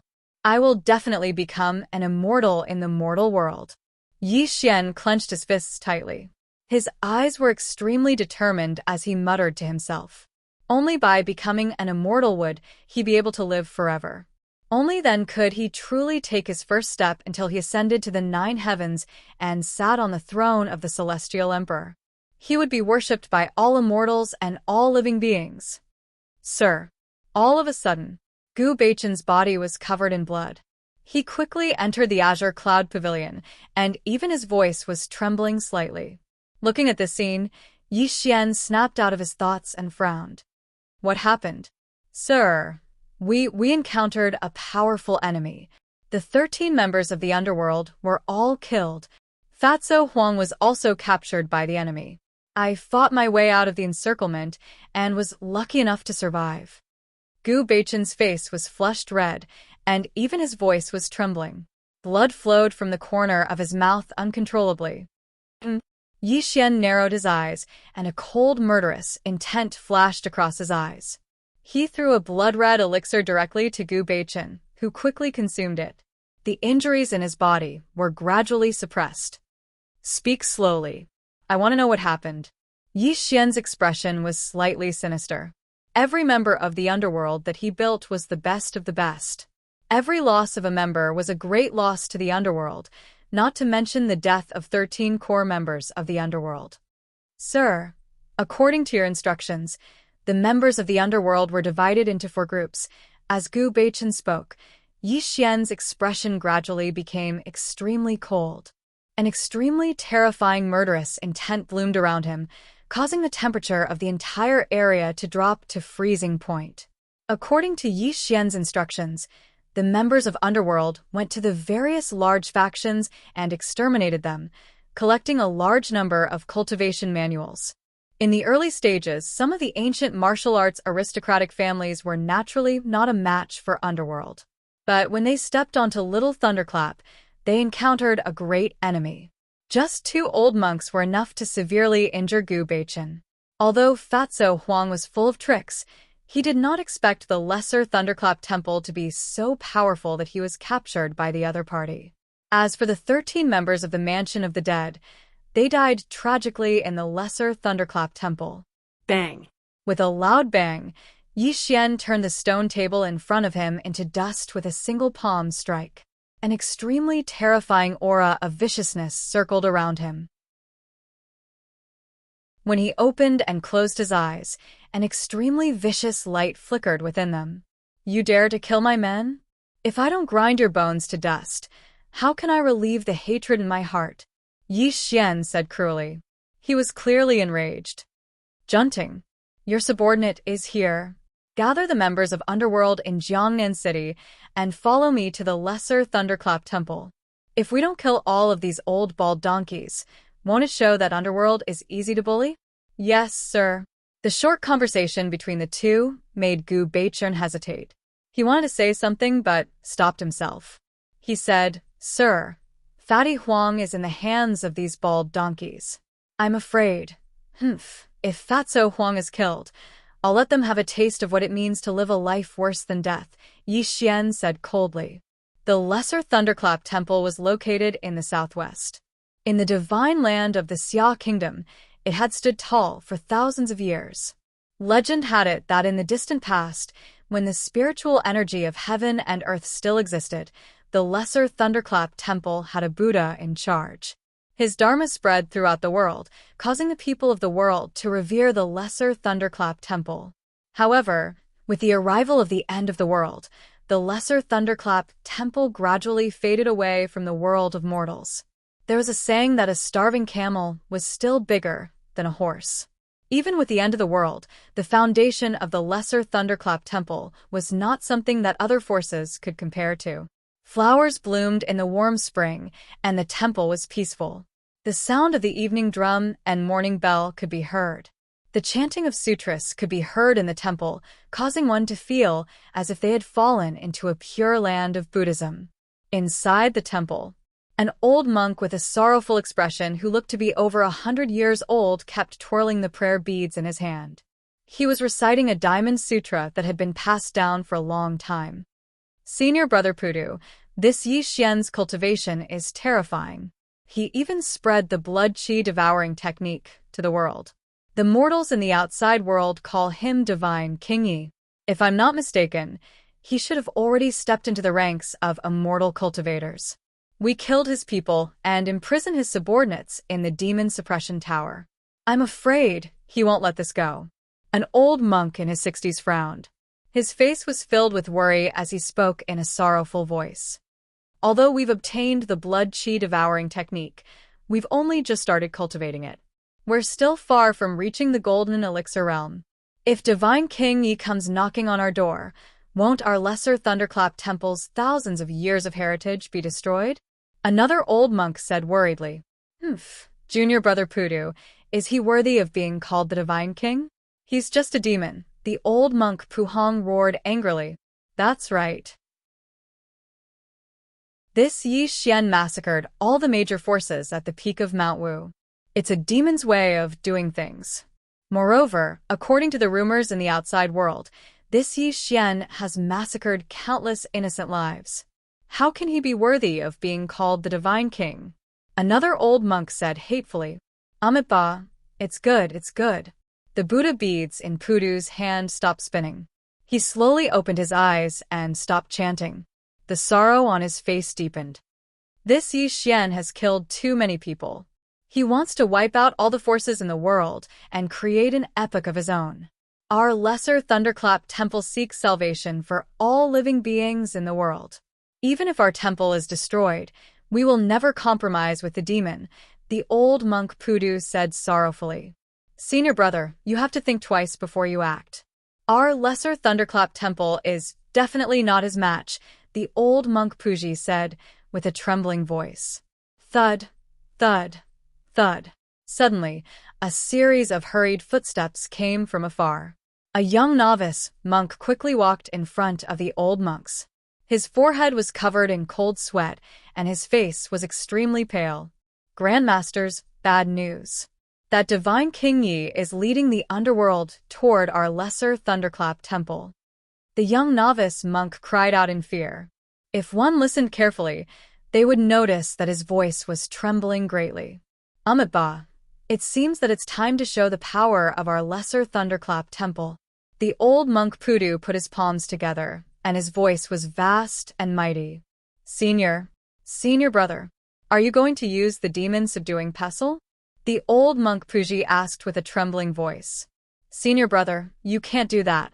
The demon-subduing pestle is the treasure of our temple. The first patriarch left behind his last words. Unless the temple is destroyed, we must not use it.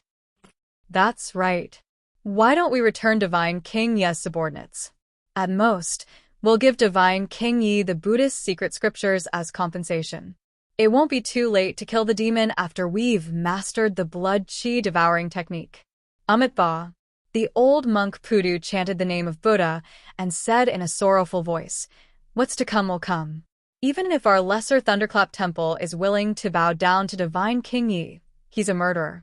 How can he let us go?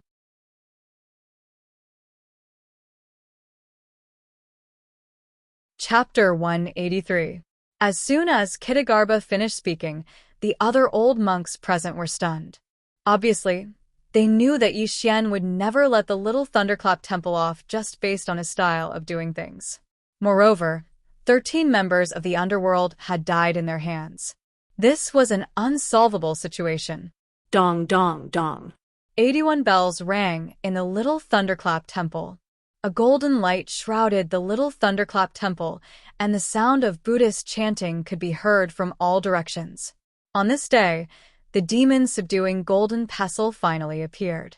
All the monks of the little Thunderclap Temple were on standby, ready to welcome Yi Xian's arrival. They knew that this was a battle that concerned the survival of the little Thunderclap Temple. Strange beasts ran amok in the vast land.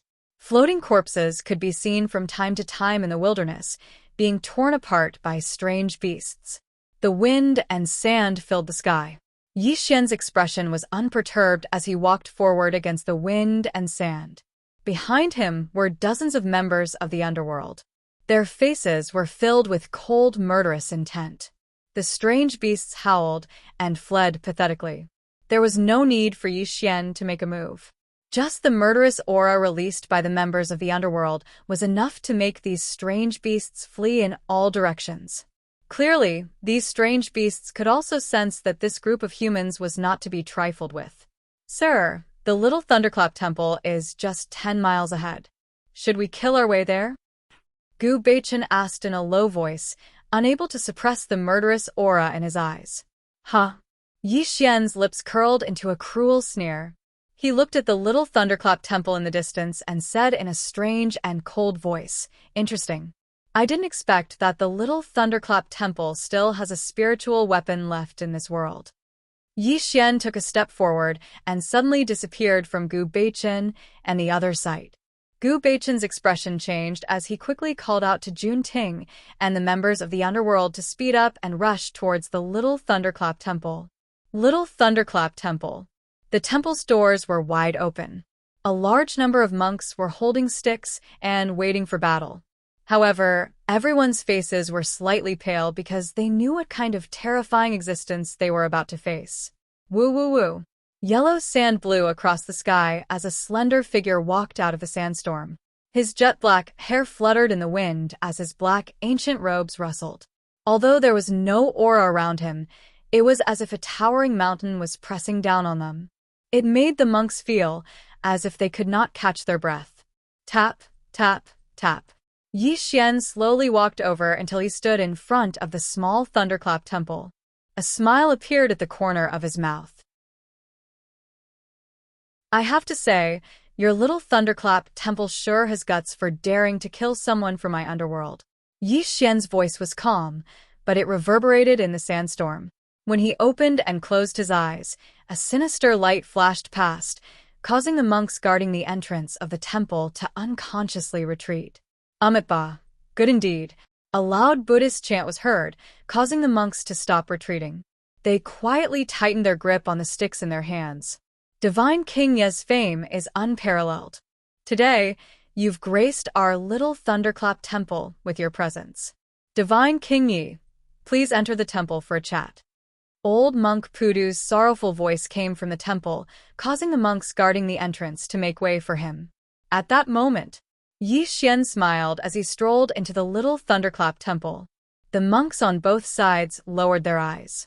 It was obvious that Yi Xian's notoriety was too terrifying. Coming into contact with him at such a close distance made the monks tremble in fear. In the temple's courtyard, with Pudu in the lead, 4 old monks stood behind him. They were putting their palms together and muttering the demon subduing scripture. The deafening Buddhist chant echoed in the void in all directions. Buzz. The void exploded and ripples spread. Yi Xian took a step forward. The ground under his feet cracked like a spider web, extending all the way to the feet of the old monks, causing their chanting to stop abruptly. Amitabha, Divine King Yi, as the saying goes, one should spare people wherever possible. Our little Thunderclap Temple has never offended you, yet you've been forcing us. Don't you think you've gone too far? Old monk Pudu said sorrowfully. His posture was neither servile nor overbearing, and his face bloomed with compassion. Ha! A sneer appeared at the corner of Yi Xian's mouth. He looked at old monk Pudu indifferently and said in a cold voice, "Old bald donkey, you dared to kill members of the underworld and imprison my subordinates. If you don't give me an explanation today, I'm afraid your temple, which has been passed down for thousands of years, will be destroyed." Old monk Puji took a step forward. His face was flushed red as he roared loudly. "It was your underworld who wanted to destroy our little Thunderclap Temple first. You even wanted to steal our secret cultivation scriptures. We had no choice but to kill you to protect ourselves." Yi Xian, don't go too far. Go too far? Yi Xian smiled. He really smiled, but it was a cruel smile. His eyes narrowed slightly as he looked around at the old monks. His voice was malicious as he said, "You're right. I've gone too far, but what can you do about it? If I want to kill you, you'll have to obediently let me kill you. Those who dare to resist will be going against me, Yi Xian. As for the consequences of going against me, Yi Xian, I'll let you know what it means to wish you were dead." As Yi Xian's voice fell, The old monks' faces turned ashen. Their eyes were filled with rage as they looked at Yi Xian. Yi Xian, you devil! Not only did you order your subordinates to destroy our little thunderclap temple, but you're also being so rude and unreasonable. You're even talking nonsense in our temple. Do you really think our little thunderclap temple is easy to bully? Old monk Puji roared loudly. His body was overflowing with Buddha's light. It was obvious that he was extremely angry. Ha ha! Yi Xian laughed wildly. His eyes were malicious and cold as he said, "What a joke. You're really a joke.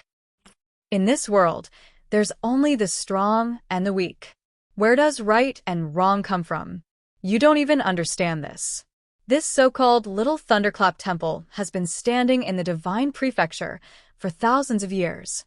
Isn't that a joke? Remember, because I'm stronger than you, you're not even comparable to dogs in front of me. You can only be reduced to livestock. If I want to slaughter livestock, do I have to reason with livestock? What a sharp-tongued devil. Today, even if I die in your hands, I'll subdue the devil and kill you right here and now." Old monk Puhong roared loudly. He put his palms together and kept chanting sutras. His body was emitting a terrifying Buddha's light, causing his monk robe to flutter.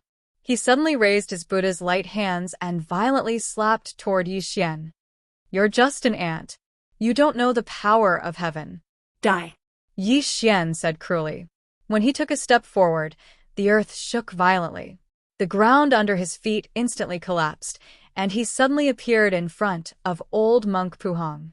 Without waiting for the old monk to make a move, Yi Xian smiled cruelly. His terrifying blood palm directly slapped the old monk's head. Bang! The Buddha's light was annihilated, and the old monk's body exploded. Old monk Puhong did not even have the chance to make a move. He was directly turned into a bloody mist and was killed by Yi Xian.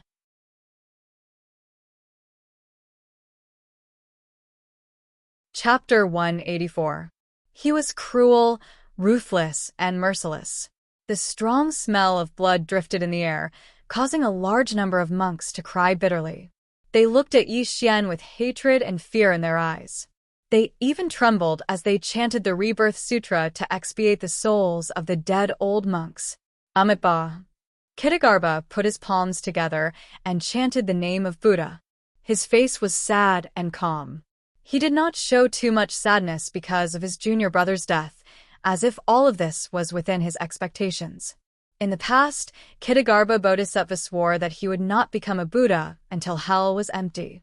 Today, this poor monk will sacrifice himself to eliminate the demon and return the world to its former glory. Kitagarbha sat cross-legged and chanted the Rebirth Sutra. His body emitted a merciful Buddhist light. Rumble. The space rippled as the Buddhist light shone. An extremely surging Buddhist light surged in the void. A 9-story pagoda rose from the ground. The surging Buddhist light blotted out the sky and the earth. A subduing demon golden pestle shot out from the pagoda and bloomed with a resplendent Buddhist light in the void. The subduing demon golden pestle was too surging and too resplendent. When this supreme treasure of Buddhism appeared, the sound of Buddha's chanting could be heard from all directions. There was also a golden Buddhist lotus that appeared in the void. It made people feel a great sense of awe when they looked at it. Amitabha. Kitagarbha chanted the name of Buddha with a sorrowful expression. In the past, when my ancestral master passed away, he left behind his last words. If a demon bewitches the world, even if my little thunderclap temple is destroyed, I will definitely exterminate the demon and return the world to its former glory. Yi Xian, you have killed the innocent and harmed the cultivators of the world. Even if this old monk dies today, I will take you to Avicii and sink you into hell forever. Amitabha. Kitagarbha put his palms together and his body emitted a merciful golden light. His body rapidly shriveled as an extremely terrifying Buddhist light drowned him. After a dozen breaths, Kitagarbha disappeared and a golden Sarira appeared in the void. Senior brother. Abbot. You damned demon. All the monks in the temple roared. They looked at Yi Xian with eyes filled with hatred that they had never seen before. Wang. The subduing demon golden pestle surged with light, and the golden sarira hummed as it rotated. When the two sacred objects of the Buddhist sect merged into one, something extremely terrifying happened. Bang. The sky exploded, and the void collapsed. 100-meter-tall, illusory Buddha sat cross-legged in the void. The golden Buddha's body radiated light in all directions. The merciful Buddha's light illuminated the firmament, making the atmosphere of this part of the world even more sorrowful and heavy. T-Buddha Dharma idol? That the legend is actually true. The Patriarch has appeared. The Patriarch has appeared. All the monks of the Little Thunderclap Temple were crying tears of joy. Everyone's faces were filled with excitement because they knew that when the Buddha's Dharma idol appeared, the so-called divine King Yixian would definitely die. At this moment, Yixian stared at the Buddha Dharma form from afar. When he opened and closed his eyes, a cold light flashed through his eyes. Because of the appearance of the Buddha Dharma form, he felt that the qi and blood in his body were somewhat unstable. This feeling had nothing to do with his cultivation. It was a natural restraint. One had to know that Yixian's cultivation was all obtained by devouring the qi and blood.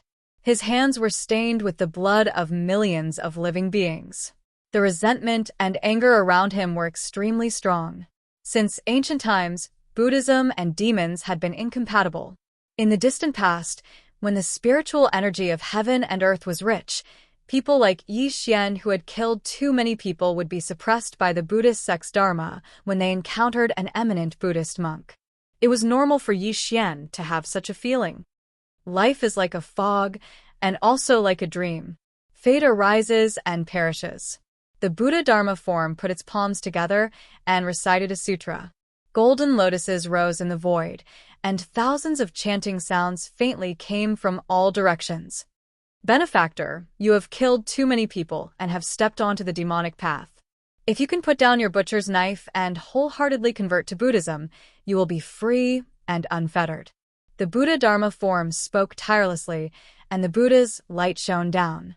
Its voice was filled with compassion. My Buddha has shown himself. Such a scene made all the monks of the Small Thunder Temple blush. They all knelt down and recited the Buddha's name loudly. Who are you? Yixian gradually narrowed his eyes and looked at the Buddha Dharma form with a trace of doubt in his eyes. Although Yixian had not cultivated for a long time, he had read the Immortal Sutra thoroughly. His knowledge was comparable to that of the immortals in the Earth Immortal realm. According to Yixian's knowledge, the so-called Buddha Dharma form was a kind of thing without spiritual intelligence. It was a kind of Buddhist sect's Dharma spell, and it could not speak human language at all. As for the Buddha Dharma idol that appeared in front of Yixian, not only could it speak in human language, it even emitted a Buddhist light that filled the sky as it advised him. How could Yixian not be suspicious? Amitabha Buddha. The Buddha Dharma form recited the Buddha's name loudly. Its voice was compassionate and said, "The world calls me Amitabha Buddha, and there are also sentient beings who call me Buddha. It's just that the world is like fog and illusion, real and fake, mediocre and mediocre. I have shown myself here with the intention of helping Benefactor. I hope that Benefactor can repent and be saved from the sea of bitterness." Haha. All of a sudden, Yixian laughed wildly. His laughter was extremely wild, and a trace of contempt and mockery flashed across his eyes as he looked at the Buddha Dharma form. Amitabha Buddha? Yixian said in a strange voice, "If you are Amitabha Buddha, then who is the Amitabha Buddha in the Earth Immortal realm? Or is it that the Buddha in the Spirited Mountain is fake, and you're the real one?" As Yixian's voice fell, the Buddha Dharma form's aura was obviously stifled, and the Buddha's light that bloomed around it fluctuated slightly, but it quickly returned to normal. Amitabha Buddha. Almsgiver, you have been stubbornly obstinate and have fallen deeply into the demonic path. I can only eliminate the demonic path between heaven and earth. The Buddha Dharma form spoke benevolently, and the endless sky rumbled.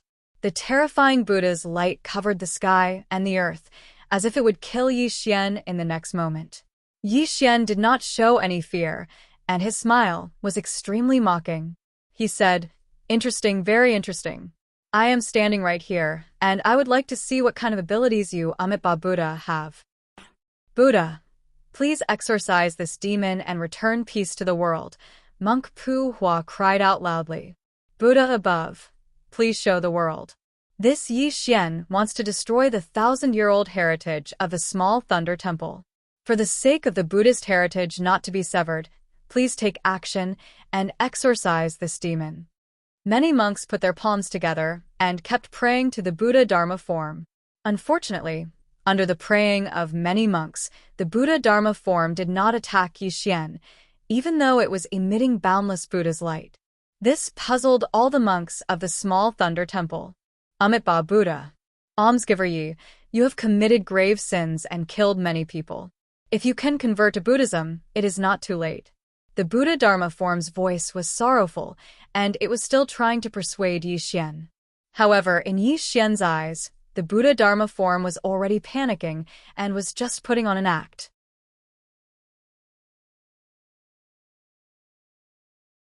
Chapter 185. At the same time, in the 9-level demon subduing pagoda of the small thunderclap temple, an old monk's body was shriveled up like a mummy. It was as if he had lost all his vitality. However, the corpse was currently surrounded by an eerie aura of death. Even its body was trembling slightly, and the blood-red light in its eyes was terrifying and frightening. How is this possible? How is this possible? I cultivated the Dharma of Buddha and demon to survive until today. Could he have seen through my true form? The mummy trembled as the aura of death around him became even more chaotic. In the small thunderclap temple, Buddhist light filled the sky as the Buddha's Dharma idol had a sorrowful expression. Under the bitter pleas of the monks, the Buddha's Dharma idol didn't attack Yi Xian. This caused the monks to be puzzled. "Since you don't dare to attack me, I'll kill all these monks in front of you. I'll destroy your small thunderclap temple that has been passed down for thousands of years." Yi Xian narrowed his eyes, and his expression was extremely strange. Under the Buddhist light that filled the sky, he walked towards the monks of the Little Thunder Temple with large strides. The cruel smile on his face caused people to feel an extremely cold feeling in their hearts when they looked at him. Poof. Yi Xian pointed his sword, and a bloody light streaked across the sky. A monk's head was separated from his body. He died tragically at Yi Xian's feet. From the beginning to the end, the monk thought that the Buddha would save him. However, when he was about to die, he opened his eyes wide and saw that the Buddha's Dharma idol didn't move at all. His eyes started to fade away, and he completely lost his life force. With great reluctance, he left the world. Junior brother. Senior brother Qing Su. Disciple? When the monk died tragically at Yi Xian's hands, a large number of angry roars could be heard. "TSK, TSK, TSK. Yi Xian shook his head slowly. He looked back at the Buddha's Dharma power and said in a strange voice, "Are you just going to watch them die tragically here without doing anything?" "Amitabha." The Buddha said bitterly, "We Buddhists are willing to sacrifice our lives. If their deaths can bring back the kindness in our benefactor's heart, this is a great merit, a great good deed." As the compassionate voice of the Buddha fell, a large number of monks were dumbfounded. They could not understand. Did they have to sacrifice their own lives just to call back Yi Xian's conscience? Puff. Blade light swept across the sky, killing everything in its path. A streak of resplendent blood-red light shot out from Yi Xian's hand, killing a dozen or so monks on the spot. Their beautiful blood stained the ground, and a large number of cries and wails could be heard. "Buddha, please be merciful. Please subdue this demon. Buddha, this person has already fallen deeply into the demonic path and has no intention of repenting. If we don't get rid of this demon today, the heavens will not tolerate it." A large number of monks knelt on the ground and kowtowed to the Buddha Dharma idol. The sound of sobbing could be heard from their mouths, but the Buddha Dharma idol did not move at all. Ha ha. "I'm a demon?" Yi Xian's expression was strange, and his voice was cruel and ferocious. He said, The world is called the universe, and since ancient times, it has been called the universe. The sky is Qian, and the earth is Koan. Isn't this world yin and yang? All living things are divided into male and female, and humans are divided into good and evil. Without the slaughter of demons, how can there be the compassion of Buddhas? You keep saying that I'm a demon, and even flaunt yourself as Buddhas. Then let me ask you, if one day there is no more slaughter in this world, and Buddhists no longer need to save all living things, what's the use of Buddhists then? Like the morning bell and evening drum, like thunder from the ninth heaven, when Yi Xian's words rang out, all the monks of the small thunder temple were stunned. Some of them even murmured. Without the slaughter of demons, where is the compassion of Buddhas? Without the slaughter of demons, where is the compassion of Buddhas? Yi Xian's simple words spoke of all the good and evil in the world, and made all the monks present perplexed. The profound meaning of Buddhism that they had believed in for so many years seemed to have collapsed at this moment. I slaughter the world, I slaughter the human world, but the world respects me as the divine king. The so-called salvation of the world by Buddhists is just your wishful thinking. Today I, Yi Xian, will destroy your small thunder temple. Let's see if your Buddha will save you. Kill. Yi Xian's sword pointed across the sky, and his killing intent filled the sky. His expression was cruel and ferocious. In the eyes of the Buddha's Dharma form, sword qi filled the sky and brutally penetrated the bodies of many monks. Puff, puff, puff. Blood sprayed everywhere, and corpses floated on the ground. A large number of monks turned into cold corpses and fell at Yi Xian's feet. With every step he took, more and more corpses appeared at Yi Xian's feet. Unfortunately, the Buddha's Dharma form had been watching silently from the beginning. Even the merciful Buddha's light around him had disappeared without a trace. The sinister look in his eyes seemed to have solidified. Buddha, tell me, is there really no Buddha in this world if there are no demons? Buddha, I have always believed that Buddhism can save the world, and that we can step into the Western Pure Land after death. But why is my heart telling me that we are wrong, really wrong? What bullshit, Buddha? My senior and junior brothers, why haven't you woken up yet? If he really is Buddha, how could he watch Yi Xian mercilessly slaughter us? All sorts of unwilling questions and angry curses rang out in the small thunderclap temple. The faith of these monks had completely collapsed. Some of them were even running away, pathetically. They wanted to escape from this place and avoid this calamity of death. You trash! All of a sudden, a sinister roar came from the mouth of the Buddha's Dharma form. An extremely dense death qi covered him. That pitch-black Buddha's body was emitting an extremely violent aura. All the monks were speechless as they stared at the Buddha they believed in. It was as though their souls had left their bodies. Ha ha. Yi Xian laughed sinisterly. Do you see that? This is your so-called Buddha.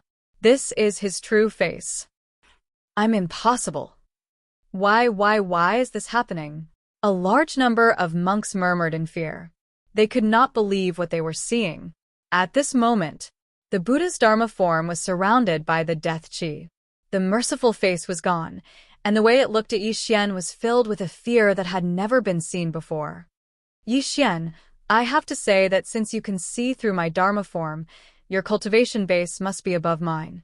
But don't get cocky. Wait till I devour a large amount of blood qi, and my cultivation base returns to its peak. That will be the death of you, Yi Xian. Xing. The void trembled as ripples spread out. The Buddha's Dharma form turned into a black light and disappeared into the void. Clearly, he knew that even if he were to attack with all his might, he would not be a match for Yi Xian. Why would he risk his life to fight Yi Xian for the monks of the small thunder temple? This was also the reason why the Buddha's Dharma form had been enduring all this while. Trying to run? Do you think you can run? Yi Xian's body didn't move as a cruel sneer appeared on the corner of his mouth. It was all because no one could safely escape in front of him, Yi Xian.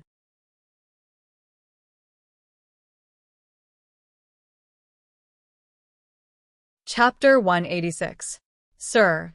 All of a sudden, A large number of footsteps came from behind Yi Xian. Gu Beichen and Zhua Junting led the members of the Mansion of the Dead to Yi Xian. When they saw the corpses on the ground, their eyes narrowed. They knew that this was the work of Yi Xian. Kill them all. Don't leave a single one alive. Take away all their cultivation techniques. Yes, your subordinate obeys. Gu Beichen and the rest smiled cruelly. They raised the blood sabers in their hands and brutally attacked the few remaining monks. A crushing massacre unfolded in the small Thunderclap temple. When the faith of these monks collapsed, they had already lost the ability to fight. Gu Beichen and the rest were at their peak.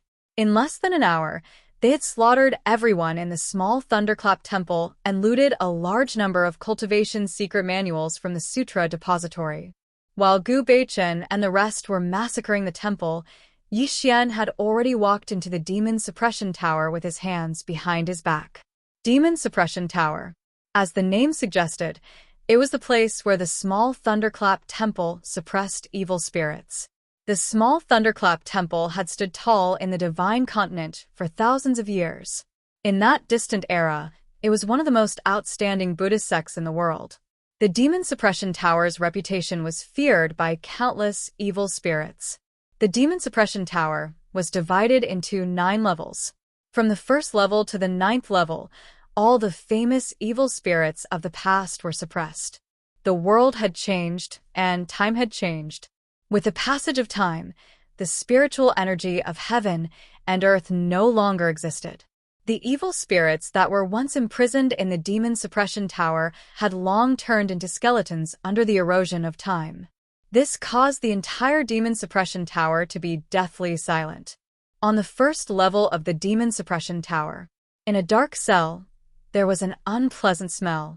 All kinds of angry curses could be heard. Yi Xian strolled forward until he arrived in front of a cell. A familiar figure entered his sight. Damn it. When Lao Tzu gets out, he will definitely kill all of you bald donkeys and tear your bodies into pieces. Fatso Huang's clothes were dirty and messy. He was tied up in a cell by dozens of steel chains, but he was still cursing loudly. It was obvious that he was extremely angry and unwilling to be imprisoned here. Seeing that you're not dead and still alive, I'm relieved. Yi Xian smiled. Who is talking to Lao Tzu? Fatso Huang was bound by dozens of steel chains and could not move. Naturally, he could not see Yi Xian's face, so he cursed anxiously. Bang. The door of the cell was shattered. To Fatso Huang. Fatso Huang. Sir. Fatty Huang was stunned for a moment as he looked at Yi Xian in front of him. Then his face instantly flushed red. Joy flashed through his eyes as he said, Sir, I knew you would come to save me. Chi. Yi Xian, Brother Huang, save us. As Fatso Huang was freed, dozens of surprised voices could be heard from the first floor of the demon-subduing pagoda. It was obvious that a large number of villains were imprisoned here by the monks of the small Thunder Temple. Sir, these people are all vicious. I want to take them into the underworld. I'll be able to create a group of elites very quickly. Fatso Huang bowed to Yi Xian. Yi Xian nodded slowly. The people that Fatso Huang took a fancy to were obviously not ordinary. This made Yi Xian agree to Fatso Huang's proposal. Soon. A large number of villains were released by Yi Xian. Under the leadership of Fatso Huang, these villains were excited and expressed their loyalty to Yi Xian. They patted their chests and promised that they would kill whoever Yi Xian asked them to. Yi Xian smiled at the villains' loyalty and did not feel much. He quietly gave Fatso Huang a look, which made Fatso Huang understand and nod. Fatty Huang knew that Yi Xian was telling him that these villains were all unruly. Now that they were rescued, they might be moved to tears. However, once these villains left the demon-suppressing pagoda, it would be hard to say where they would go. Yi Xian was not a person who liked to help others. He was a person who would not do anything without benefits. Since he had saved these people, the lives of these villains belonged to him, Yi Xian. Fatso Huang naturally knew that Yi Xian did not trust these people. He already had a plan in mind. Once they left the demon-subduing pagoda, he would use a slow-acting poison to control these villains. This was a foolproof method. From this, it could be seen that Yi Xian's creation of the underworld was an extremely wise decision. With a talent like Fatso Huang, it could be said that Yi Xian could save a lot of effort on trivial matters. If it were in the past, Yi Xian would have to personally take action and plant a blood contract on these villains. This was undoubtedly a waste of Yi Xian's time. Fatso Huang, let them understand the rules of the underworld. You can take them and leave. Yi Xian said softly. Sir, there are still living people on the first floor of the demon-subduing pagoda. There is no one on the upper 8 floors. Are you not going to leave with us? Fatso Huang asked doubtfully. Huh? Yi Xian's lips curled into a sneer. His voice was strange as he said, You're wrong. There is still old Dong in this demon-subduing pagoda. If I don't find him, won't it show that I, Yi Xian, am incompetent? As Yi Xian spoke, he walked directly to the second floor of the demon-subduing pagoda. Fatso Huang quickly came to his senses and called the villains behind him to quickly leave the demon-subduing pagoda. Thump, thump, thump. Heavy footsteps sounded in the demon-subduing pagoda. Yi Xian walked up the stairs to the 9th floor of the demon-subduing pagoda. All the skeletons along the way were reflected in his eyes. With just a glance, Yi Xian could tell that these skeletons were left behind by the evil demons. Their bones seemed to be made of jade, and were still emitting a fluorescent light. It was also at this moment that Yi Xian narrowed his eyes. A thought flashed through his mind, and a look of contempt flashed across his eyes. The 9th floor of the demon-subduing pagoda. As soon as Yi Xian stepped into this place, he saw a dried corpse lying limp on the ground. There was no sign of life around it, as if it had been dead for a long time. Tap, tap, tap. Yi Xian strolled to the dried corpse. When he opened his eyes, there was a flash of blood in his eyes. You're still too inexperienced to play dead in front of me? In this strange atmosphere, Yi Xian's voice was cold and emotionless. However, the dried corpse did not react at all. It was as if it had really lost its life. I have to say that you're a genius in Buddhism. In these thousands of years, you've devoured the essence of some demons on the 9th floor of the demon-subduing pagoda every once in a while. That's why you've endured so bitterly until today. This is indeed commendable for you. Yi Xian spoke to himself. He did not reveal any aura around him. However, a cold and fierce look flashed across his eyes as he looked at the dried corpse. At this moment, the temperature of the 9th floor of the demon-subduing pagoda was quietly dropping. If an ordinary person was here, they would definitely be scared silly by this eerie and terrifying atmosphere. I'll count to 3. If you continue to pretend to be dead with me, I'll destroy your body and shatter your primordial spirit so that you'll never be able to reincarnate. Yi Xian's eyes narrowed as his voice was vicious and merciless.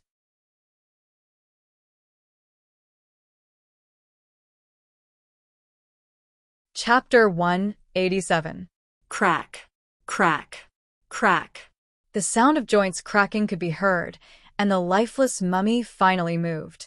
It slowly twisted its neck, and when its eyes opened and closed, there was a crimson light flashing in them. An eerie aura of death surrounded its body. How did you know I was here? The mummy said coldly as he stared at Yi Xian. There was a hint of fear in his eyes. He couldn't understand how Yi Xian could still find his real body even though he had concealed his aura to the extreme. With your cultivation, an ordinary person would definitely be intimidated by you. Unfortunately, your tricks are still too inexperienced in front of me. That old monk Pudu was extremely stupid.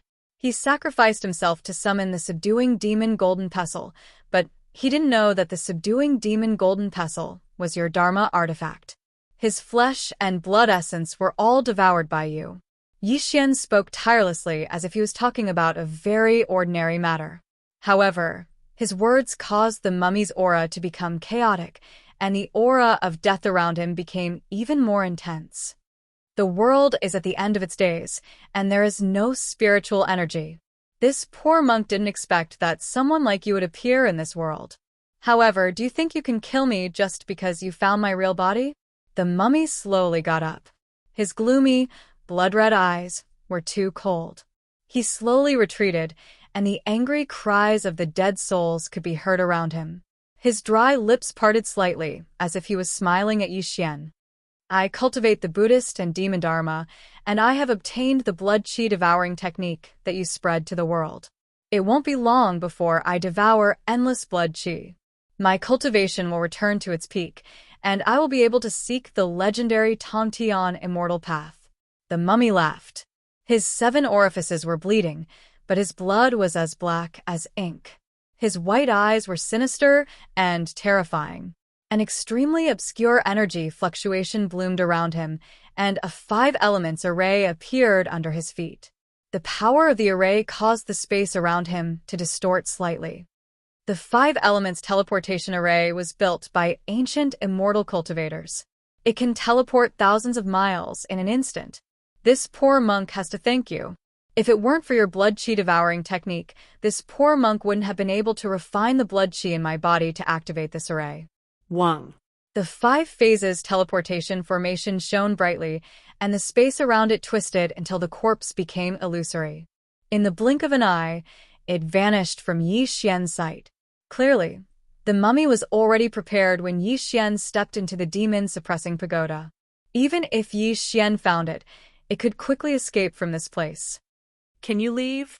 Yi Xian's eyes were gloomy, and his voice was venomous and cold, so close, yet worlds apart. Time seemed to stop, and space seemed to be hanging upside down. Yi Xian's palm glowed, and when he stretched out his palm, the space suddenly collapsed. Bang. With a deafening boom, the 5 elements shifting formation instantly shattered. The corpse that had originally disappeared was suddenly sucked back by Yi Xian, causing it to crash violently into the ground. Puff.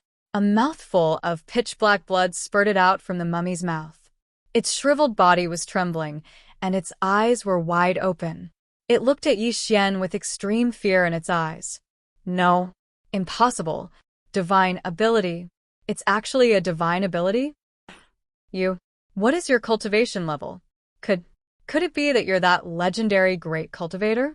The mummy screamed in horror. Even its body was trembling uncontrollably because it had discovered an extremely terrifying thing. The technique Yi Xian used was a divine ability unique to the legendary great cultivators of ancient times. No. Impossible. Absolutely impossible. How can you be a great cultivator? The mummy was in a state of madness. It was simply unable to believe the truth that it had guessed. It was passed down from ancient times. In the distant past, the spiritual energy of heaven and earth was abundant, and immortal cultivators were as numerous as carps crossing the river. However, there were also differences among the immortal cultivators. The true great cultivators were all people who possessed divine abilities. To be able to cultivate divine abilities, one had to be at least at the tribulation passing stage, and this also depended on one's own luck. Not every immortal cultivator at the tribulation passing stage could cultivate divine abilities. Even in the era where spiritual energy filled the sky, there were very few immortal cultivators who could cultivate divine abilities. As for people like them, they were known as great cultivators. At this moment, a living great cultivator appeared in front of the mummy. How could it not be shocked and fearful?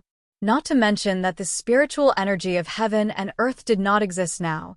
Even if it escaped to the outside world and devoured endless blood energy, and his own cultivation level stepped into the tribulation passing stage, it was just an ant in front of a great cultivator who possessed divine abilities. The terror of a great cultivator was definitely not just for show. They had the strength to challenge immortals. If they could ascend and become immortals, their cultivation level would be even more terrifying. Yi Xian's expression was indifferent. He quietly looked at the mummy on the ground, and there was not the slightest fluctuation in his eyes. Ever since he stepped into the middle stage of the tribulation transcendent stage and cultivated a half-immortal body, Yi Xian had naturally cultivated a few of the divine abilities in the immortal scripture. Although he wasn't proficient in using them, dealing with this little corpse was nothing more than a piece of cake. I'll give you two choices. Either you submit to me and be used by me, or I'll crush your primordial spirit today and make you unable to reincarnate forever. Bloody light lingered around Yi Xian, and a terrifying murderous intent flashed across his eyes. If not for the mummy's extraordinary cultivation level, Yi Xian would have killed it long ago. Why would he waste so much time entangling with it here? Submit to you? The mummy laughed bitterly, and the gaze he looked at Yi Xian with was extremely deranged. He roared ferociously, I, Yuan Su, am a holy monk of the generation, and I even founded the little thunderclap temple that lasted for thousands of years. You actually want me to submit to you? Yuan Su?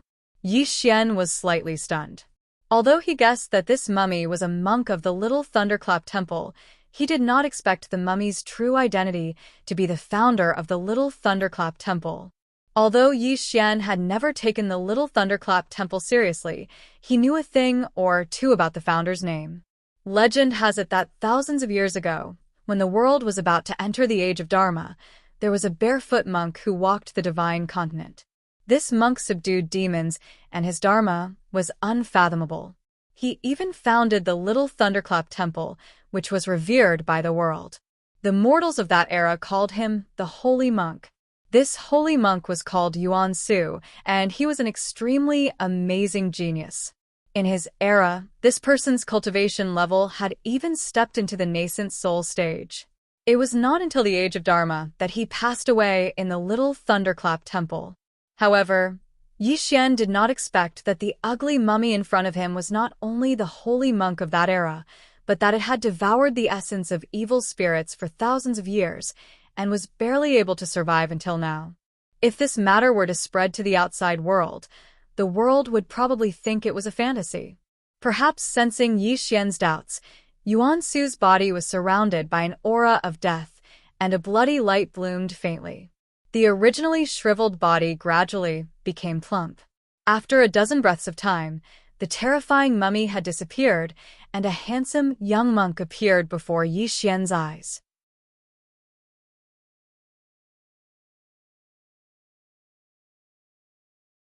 Chapter 188. Although Yuan Su was dressed like a monk, the deathly aura around him was extremely dense. He was basically a monstrous evil spirit. Where was the benevolence of Buddhism?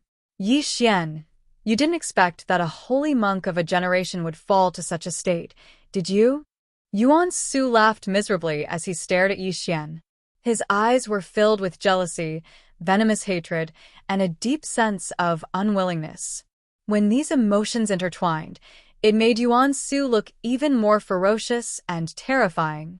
I, Yuan Su, am a monstrous talent and an unprecedented genius. I started practicing Buddhism at the age of 4, stepped into the Qi refining stage at the age of 14, entered the foundation establishment stage at the age of 60, reached the golden core stage at the age of 100, and finally stepped into the nascent soul stage at the age of 500. I thought that within 1,000 years, I would be able to step into the tribulation stage and transcend the heavenly tribulation with the supreme Buddhist Dharma, ascending to the legendary Earth Immortal realm. Yuan Su's face twisted as he spoke. He looked at Yi Xian with eyes filled with unimaginable jealousy and hatred. He roared, "But the world is ending, and there is no path to immortality. My body is withering and my cultivation is dissipating. I can't accept this. I can't accept this. I can't accept this. I, Yuan Su, can't become a Buddha. Why must I die of old age like a mortal?" Yuan Su's eyes widened. They were filled with blood-red light, as if he had fallen into a distant memory. The fear of death made me question Buddhism. I even set my sights on the evil spirits in the demon-suppressing tower. Because their cultivation was unparalleled and they had committed heinous crimes, I swallowed their flesh and blood and forcefully suppressed their blood-spirit essence in my body to slow down the aging of my body. For thousands of years, I have been practicing the Buddhist Dharma in this dark demon-suppressing tower. That's how I managed to survive until today. As Yuan Su spoke up to hear, he looked at Yi Xian with sinister and jealous eyes. He roared, What about you, Yixian? You're just a junior of this generation. I don't know what kind of opportunity you had, but you've become a tribulation stage cultivator and mastered the legendary divine arts. I can't accept this. I don't understand why a junior like you can set foot on the Tongtian path of immortality, while I, the holy monk of Yuan Su, have to submit to you? Yuan Su roared at Yixian. His eyes were red, and the jealousy on his face was extremely vicious. He looked at Yixian as if he wanted to eat Yixian's flesh and drink Yixian's blood. At this moment, Yixian's eyes were emotionless. He had already understood what Yuan Su had gone through. A deep look flashed across his eyes as he looked at Yuan Su. The story is very interesting, and it also explains the sorrow of your life. Unfortunately, I, Yixian, am not a kind person, nor am I here to listen to your story. Since you are not willing to submit to me, then I will personally send you on your way. Wang. The void collapsed and blood soared. Yixian's face was cold and emotionless. His palm glowed. This was the light of the soul slaying God destroying. It could destroy Yuan Su's primordial spirit and prevent him from reincarnating. In Yixian's eyes, there was no such thing as friend or foe. Anyone who dared to oppose him was a dead man. There had never been an exception. Wait. Suddenly, before Yixian could make a move, Yuan Su spoke. Yixian narrowed his eyes, but did not release the soul-slaying God-destroying light in his hand. Bang.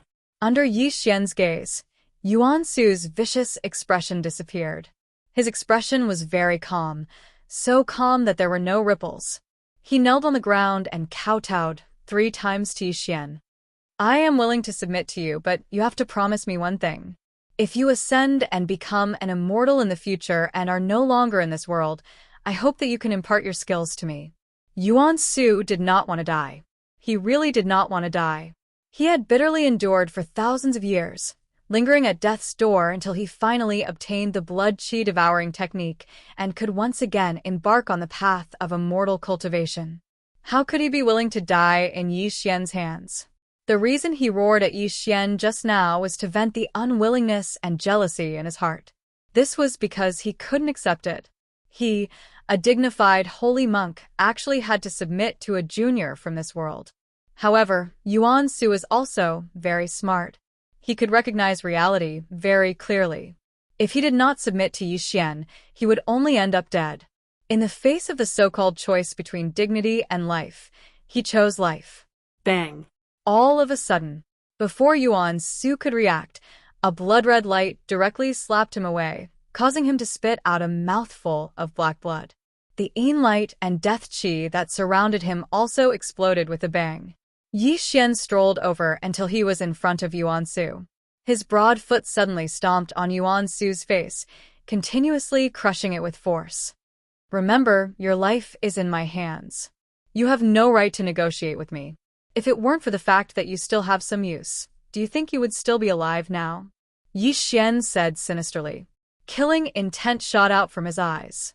As long as Yuan Su had the slightest bit of unwillingness, he did not mind killing him on the spot. In Yixian's eyes, while geniuses were rare, they were also wild and untamed. A disobedient genius was of no use to Yixian, so it was better to directly kill him. That was the best method.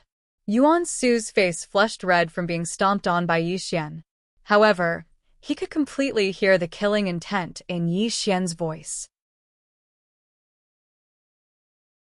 Even though he was infuriated and embarrassed, he still spoke with a trembling voice. Master, Yuan Su was wrong. Master, please show mercy. Remember, this is the first and last time. If you have any ulterior motives, I will send you to the underworld and let you be roasted by nether flames for eternity. You will never be able to reincarnate. Yixian said coldly as he moved his foot away, allowing Yuan Su to quickly stand up.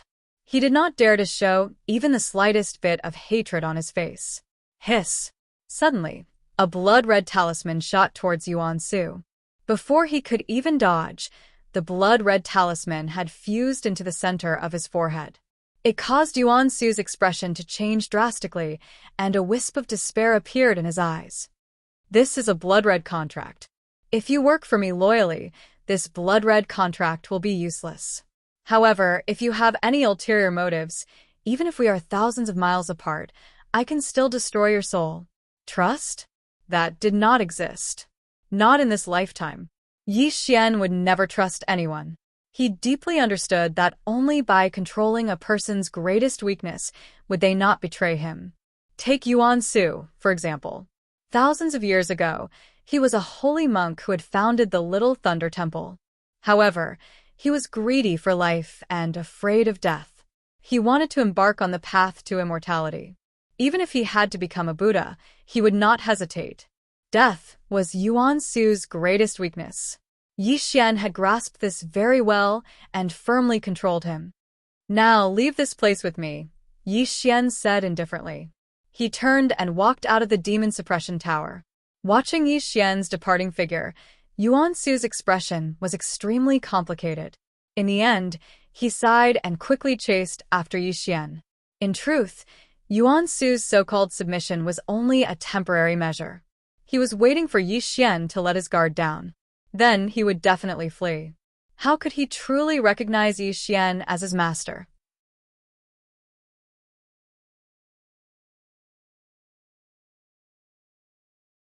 Chapter 189. However, Yuan Su had underestimated Yi Xian's methods.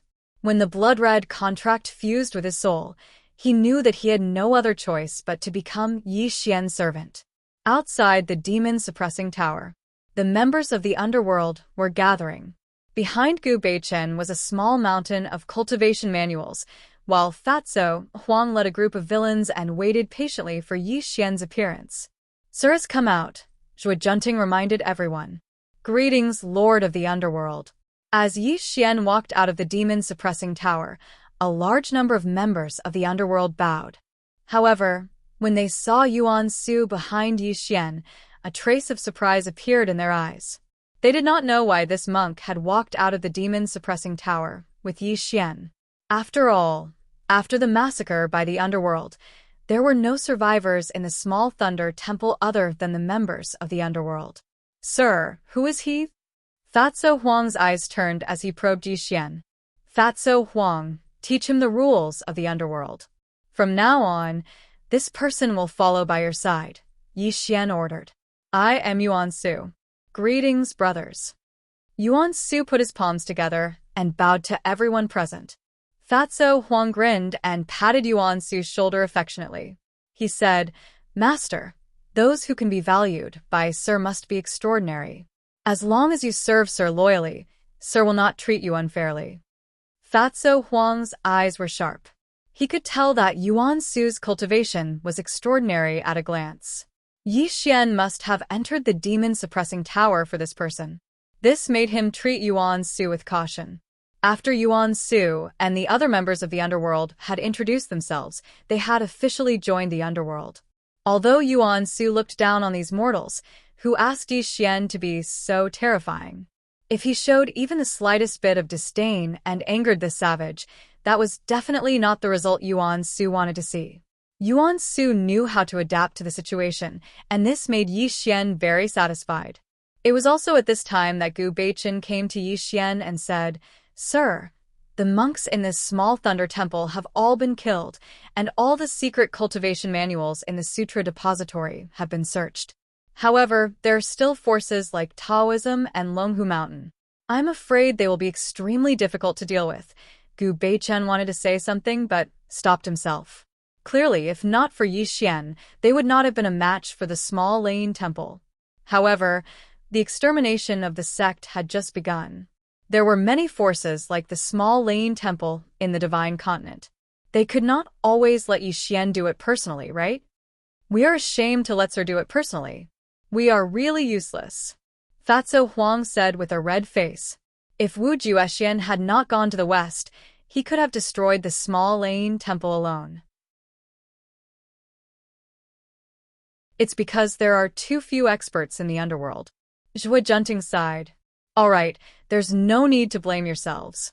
Yi Xian also understood that the strength of the underworld was somewhat uneven. This had a lot to do with him. After all, he had just taught the people of the underworld the way of immortal cultivation. Their cultivation was still too weak. "Sir, it's just some rotten fish and shrimps. How can we trouble you? Leave this matter to me." Yuan Su stepped out from the crowd. He put his palms together and bowed to Yi Xian. Clearly, Yuan Su had just acknowledged Yi Xian as his master. He wanted to show off in front of Yi Xian. This way, he could also get closer to Yi Xian. This was also Yuan Su's smart move. Although Yuan Su's peak cultivation no longer existed and he was now only in the Golden Core realm, it was enough to deal with the forces of the Divine Continent. "All right, I'll leave this matter to you. The members of the underworld are also at your disposal." Yi Xian nodded slowly. This was exactly what he wanted. Following a series of orders from Yi Xian, a large number of secret manuals were sent away. Yuan Su and the people of the underworld directly charged towards the next transcendental force. Meanwhile, Yi Xian returned to Jiangnan City alone. Jiangnan City. It was bustling and bustling with people. There was no longer any sign of dilapidation. Peddlers were hawking their wares. A large number of people were rebuilding their homes on both sides of the street. This gave the entire Jiangnan City a sense of prosperity. A large number of young men and women in martial attire were rushing out of the city. They had swords and sabers in their hands. Everyone's face was filled with excitement. Ever since Yi Xian spread the blood qi devouring technique to the world and printed a large number of secret manuals into books, even ordinary people could start cultivating. Killing blood-soul mutated beasts could also improve one's cultivation. This also sped up the evolution of humans. Jiangnan City was the sacred city of humans. It was all because the divine king, Yi Xian, was here. The housing prices in Jiangnan City rose steadily. It could be said that every inch of land was worth its weight in gold. This made many high officials and dignitaries want to buy a house in Jiangnan City, but could not. That was because money could no longer buy a house in Jiangnan City. People could only buy some ordinary daily goods. If they wanted to buy a house in Jiangnan City, they needed a blood-soul mutated beast to do the transaction. A natural-level mutated beast could buy a luxurious house. A foundation-level mutated beast could buy a large villa. This also made all humans cultivate crazily. They not only wanted to improve their cultivation, but also wanted to settle down in Jiangnan City by hunting blood-soul mutated beasts. From this, it could be seen that the people had entered an era of rapid evolution. Perhaps in 10 or 100 years, humans would no longer need to use transportation. Everyone could fly, showing a prosperous era of cultivation. In the shanty town of Zhongbei, the ground was bumpy, the dirt road was slightly muddy, and abandoned houses could be seen everywhere.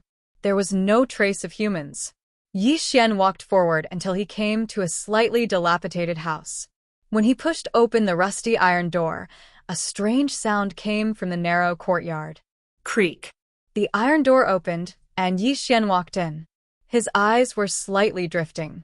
Looking at the familiar scene in the courtyard, the corners of his mouth inadvertently outlined a nostalgic smile. Home. This was Yi Xian's home in Jiangnan City. It had the laughter of his childhood and the memories he didn't want to recall. Yi Xian walked through every corner. From time to time, he touched the broken door and picked up the toys of his childhood in the house. Until he sat at the narrow dining table, he was lost in thought. Home, it was still the same home, but the people who used to be there were no longer there. Yi Xian didn't know why he came here. Maybe he wanted to recall his life, or maybe he was reluctant to part with something. This feeling was indescribable, but it brought him back here. After half a day, Yi Xian woke up from his thoughts. His voice was calm. "You've been watching for so long. It's time for you to come out." "I don't understand you.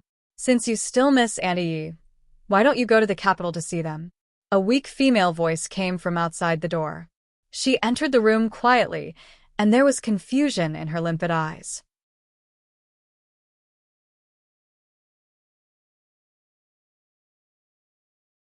Chapter 190. Yun Mengyao.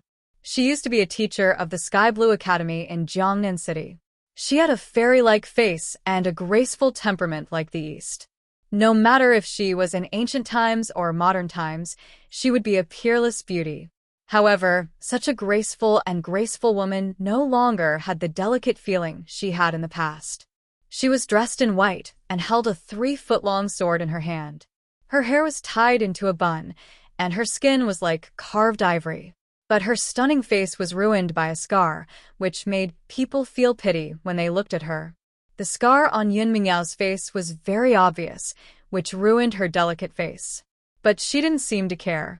She just looked at Yi Xian silently, as if they were acquaintances who hadn't seen each other for many years. She didn't feel awkward at all. "What's with the scar on your face?" Yi Xian asked. "You might not believe me, but this scar was made by me. Because of the Blood Soul mutant beasts rampage, my entire family died in the mouths of the mutant beasts. Although I managed to escape, there were some people who had ill intentions towards me, so I personally destroyed this face." Yun Mingyao's voice was very calm, so calm that there was no fluctuation in her voice. But Yi Xian looked at this woman deeply and then nodded slowly. He didn't know what he was thinking. Since ancient times, appearance was very important to a woman, let alone a woman like Yun Mingyao who was so beautiful that she could cause the downfall of a city. Yi Xian didn't know what this woman had experienced all these years.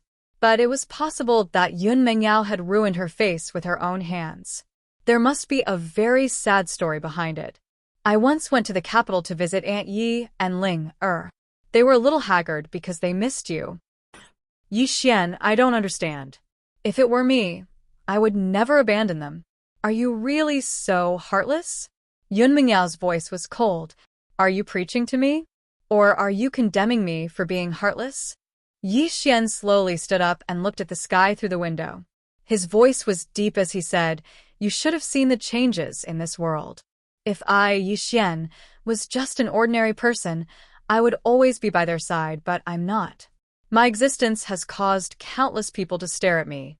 They wish they could eat my flesh and drink my blood, and they will never have a peaceful day by my side." Yun Mingyao shook her head slowly and said in a cold voice, "I don't understand.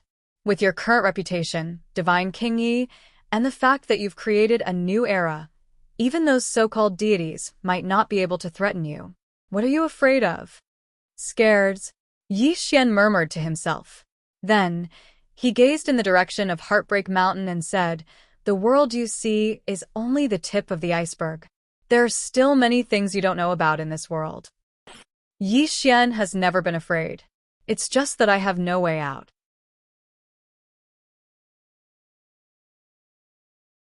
As long as I take a step back, it'll be a bottomless abyss. I'll die without a burial place. Yi Xian looked back at Yun Mingyao. His eyes were deep as he said, "When I was young, I saw a movie about a monkey's love story. I'm sure you've seen it too." Yun Mingyao's breath stopped. She seemed to understand something. She bit her lips and murmured, "If Joker wants to save Zixia, he must defeat the Bull Demon King. And to defeat the Bull Demon King, he must become Sun Wukong. To become Sun Wukong, he must cut off his emotions and desires. Can't he be with Zixia if he cuts off his emotions and desires?" A look of self-mockery flashed across Yi Xian's eyes. He murmured, "My enemy is too strong. If I give up on becoming an immortal and stay by my family's side regardless of everything, I'll end up in a miserable state. True protection isn't being with someone all the time. It's sheltering those who need protection." After Yi Xian finished speaking, he strolled outside. The aura around him gradually became cold and gloomy. It was as if he had turned into a heartless person once again. He gradually disappeared from Yun Mingyao's sight. Looking at Yi Xian's cold and lonely back, Yun Mingyao said bitterly, "So, there's no such thing as peace and quiet. It's just that you've been carrying a burden and moving forward alone." Qingyun Villa. Yi Xian stood alone under the moon. Today, he returned to his former residence, causing waves to surge in his heart. However, these waves were quickly calmed by him, and a cold light rose from the depths of his eyes. "Yuan Ling, are you still not going to make a move?" Yi Xian looked up at the sky and murmured to himself. West, Twilight City. A bloody mist drifted in the city. A large number of buildings were broken and collapsed. Countless Westerners were crying and rushing out of the city. This was because the god they believed in was covered in blood. He was being trampled under the feet of a powerful and dark woman. Gu Xiaoxiao was wearing a black dress. Her skin was fair, and her black hair was scattered behind her head. She was smiling, but her smile was no longer as kind as before. Instead, it gave people a cold and dark feeling. A man covered in blood was surrounded by a misty, bloody light. There was an immortal-like charm around him. He howled angrily under Gu Xiaoxiao's feet, but he was powerless to resist. Immortal God's remnant soul? Gu Xiaoxiao said coldly. Bright, demonic light bloomed around her. She said in a cold and ruthless voice, "You're really a good-for-nothing. You've escaped from the Blood Sea battlefield for so long, but your cultivation has only just recovered to the nascent soul stage. Then, give me all your cultivation." Buzz. Her slender hand was soft and boneless, but at this time, it erupted with unimaginable power. As Gu Xiaoxiao's palm and fingers slammed down, the man under her feet instantly exploded into a ball of extremely majestic blood qi. Gu Xiaoxiao instantly devoured it. Great art of devouring the heavens and earth. Gu Xiaoxiao scolded coldly. She sat cross-legged in the void to refine the majestic blood qi in her body. Her cultivation increased rapidly. If Yi Xian was present at this time, he would definitely realize that the technique Gu Xiaoxiao was using now was a secret technique from the Immortal scripture. Half a day passed. Gu Xiaoxiao slowly opened her eyes. A bright bloody light flashed across her eyes, and the demonic light around her became more and more intense. She looked to the east and said in a cold and ruthless voice, "Yi Xian, it won't be long before you and I meet again." The divine continent was in an uproar. Ever since Yuanshu joined the underworld had been unstoppable. It was unknown how many transcendental forces had been wiped out.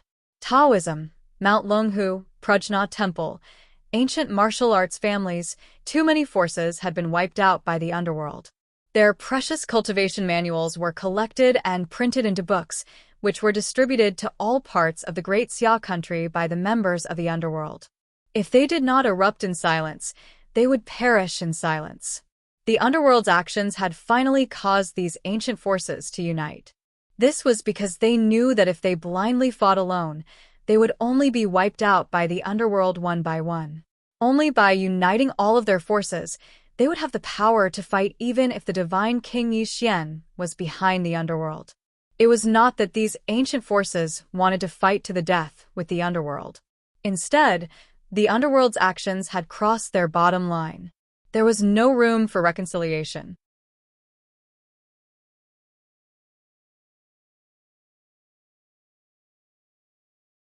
Chapter 191. It should be known that the reason why these ancient forces were able to stand above the mortals was because of the secret cultivation techniques in their sections. If everyone could practice their techniques, there would be no need for these ancient forces to exist. This would be no different from the massacre of the underworld. Whether it was Taoism or Buddhism, a large number of ancient martial arts families had finally joined forces. They issued a challenge to Yi Xian and were prepared to fight to the death. If they did not die, then Yi Xian would perish. These ancient powers all understood one thing. Fighting with these villains of the underworld wasn't a long-term thing. As long as they killed Yi Xian, the underworld would naturally collapse, and only then would they be able to continue passing on their legacy. Jiangnan City, Qingyan Lodge. Yi Xian sat high up in the main seat. Fatso Huang sat to the side. A black challenge letter was placed in front of Yi Xian. "Sir, things have gotten a little out of hand. These ancient forces have all joined forces. There are also many experts who have never been seen before. It will be difficult for the underworld to wipe them out in one fell swoop," Fatso Huang said in a low voice. "Sir, as long as you give me some time to devour the blood energy of some blood-soul exotic beasts and stabilize my golden core cultivation, these mortals will definitely not be a match for me." Yuan Su put his palms together and promised Yi Xian. Enough. Yi Xian waved his hand and motioned for everyone to keep quiet. If we want to start a new era, we must have corpses floating in the mountains and rivers. If we don't destroy the old forces, it will only cause countless troubles, Yi Xian said calmly. Sir, you mean? Fatso Huang probed. They're just some ants. Just kill them. Yi Xian seemed to be saying something very casual. However, when everyone heard it, they felt a great chill in their hearts. Sir, are you really going to accept the challenge and personally kill these people? Fatso Huang asked in a trembling voice. It was no wonder that Fatso Huang was worried. One had to know that the remaining forces had a large number of people. None of them were ordinary people. If they were all slaughtered, it would definitely cause an unimaginable calamity. It would also greatly damage the vitality of China. After all, ordinary people had just started cultivating, and they still needed a period of time to get used to it. Without the support of these forces, the blood soul mutant beasts would put an enormous amount of pressure on ordinary people. But in Yi Xian's eyes, these transcendent factions were nothing more than a bunch of vermin. If humanity wanted to quickly embark on the path of evolution, they would have to destroy these old factions. Once the entire human population was trained in martial arts, these blood soul aberrations naturally wouldn't be a threat to humanity. They're just a bunch of ants. How could they be worthy of me personally taking action? Yi Xian slowly shook his head. Then he narrowed his eyes and looked at Fatso Huang. His voice was slightly cold as he said, Fatso Huang, do you know why I think so highly of you even though your cultivation is only ordinary in the underworld? Fatso Huang was stunned. He was silent for several breaths of time before a sinister smile appeared on his face. He bowed to Yi Xian and said, Sir, you think so highly of me because my methods are vicious enough. Even if my cultivation is only ordinary, no one in the underworld can surpass me in terms of sinister methods. Then do you know what to do? Yi Xian's eyes flashed with a look of admiration.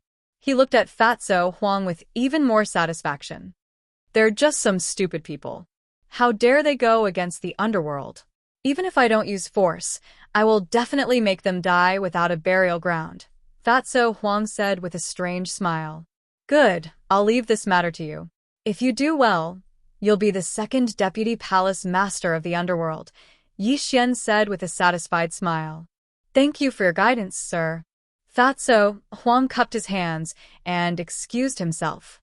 However, the sinister look in his eyes was extremely strong. It was obvious that he had already thought of a way to deal with the remaining major factions.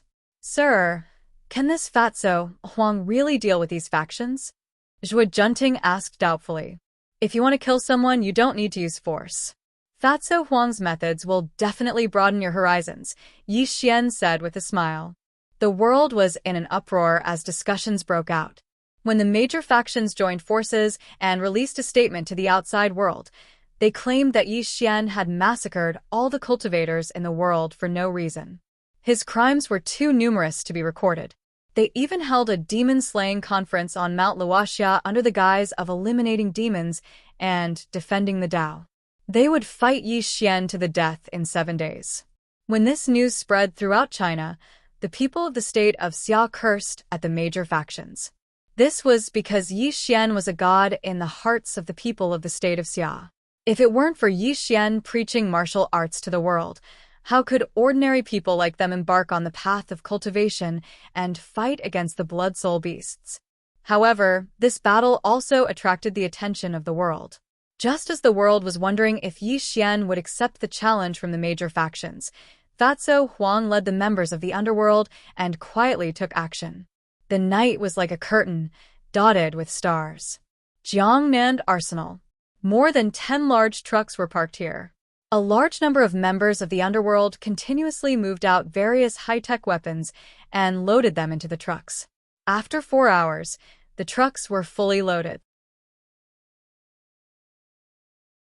The members of the underworld drove the vehicles and disappeared into the night. Biological Research Base. This was a research institute under the underworld. It was also a research site. A large number of researchers were operating sophisticated instruments. Fatso Huang and Gu Beichen stood side by side, waiting for the results of the report. Leader Huang, the substance you want has been refined. However, you have to be very careful. If this thing is released, it will definitely cause a great disaster. One of the researchers was holding a report in one hand and a small glass vial in the other. There was a faint blue liquid in the vial, and it gave off a sense of breathtaking beauty. After receiving the report and the liquid in the bottle, Fatso Huang's gloomy face finally revealed a smile.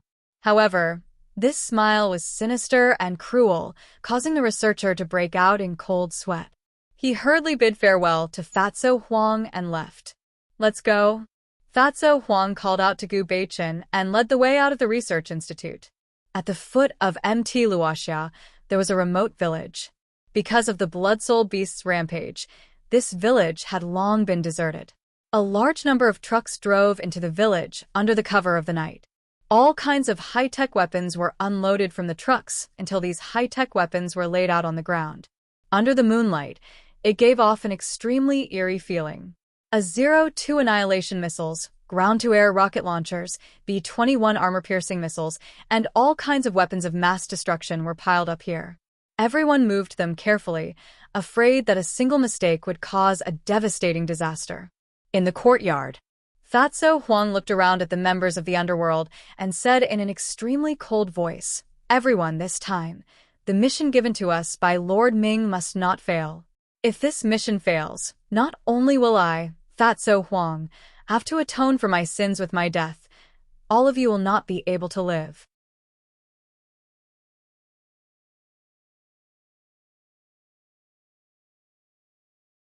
Chapter 192. Don't worry, team leader. We will complete the mission with our lives. The members of the Mansion of the Dead spoke one after another. Everyone's eyes were filled with ruthlessness, and their expressions were ferocious. Go. Plant all these weapons in Mt. Wuxia. Don't let these forces know. Fatso Huang ordered coldly.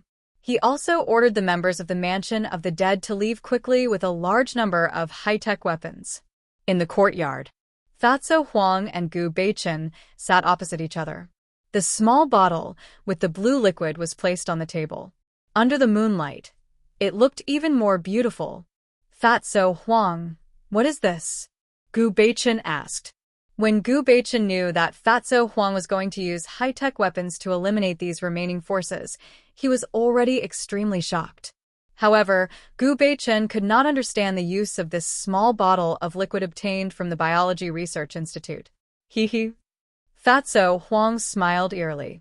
He looked at the liquid in the bottle with an intoxicated expression. "This thing has a very nice name. It's called Soul Annihilation Guide. Don't underestimate this small bottle. Even that monk Yuan Su would have to die under this thing with just one drop, let alone use it to deal with the major forces." Fatso Huang smiled eerily. "Are you kidding? Yuan Su is at the golden core stage. Although his cultivation has not stabilized, how can a mortal poison hurt him?" Gu Beichen exclaimed softly. "Who told you that this is a mortal poison?" Fatso Huang smiled proudly. "I collected a large number of corpses of strange beasts. These strange beasts all have deadly poison in their bodies. I asked these researchers to extract the poison from these strange beasts and fuse them all together. After continuous purification, this is how the world's most poisonous poison appeared. Even if these high-tech weapons can't completely eliminate these forces, as long as I scatter this into the air, they will turn into a pile of white bones and die tragically in Mt. Wuxia." "Fatso, you're really vicious." Gu Beichen was speechless. He once again witnessed Fatso Huang's unscrupulous methods. Hee. Fatso Huang said with a sinister smile, "Sir thinks so highly of me. If I can't complete the task, how can I, Fatso Huang, face him?"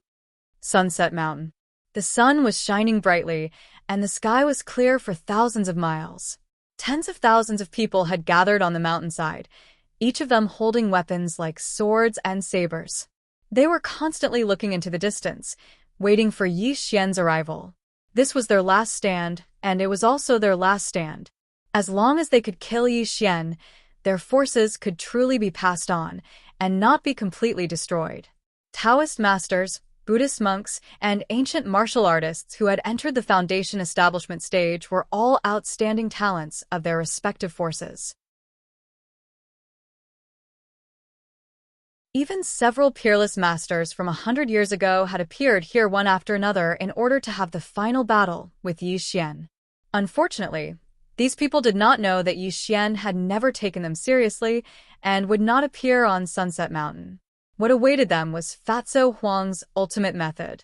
Everyone, although Yi Xian's cultivation is peerless, he is only one person. As long as we are united, we will definitely be able to kill this demon. A Taoist master said to boost the morale. Amit Ba. A Buddhist monk clasped his hands together and chanted, "This demon wants to destroy our lineage. Today's battle is a battle to destroy the demon. Even if I die here, I will have no regrets." All sorts of impassioned words were heard, and it attracted the response of tens of thousands of people. It also caused the entire Sunset Mountain to become noisy. Whoosh whoosh all of a sudden. An extremely terrifying sound pierced through the air. Before the major forces could react, they saw dozens of missiles with dazzling flames flying towards them from the distant horizon. Guided missiles? Retreat. Such a terrifying scene immediately caused the major forces to scream. They did not expect that not only did Yi Xian not come to Sunset Mountain to fight to the death with them, but what awaited them was a terrorist attack with firearms.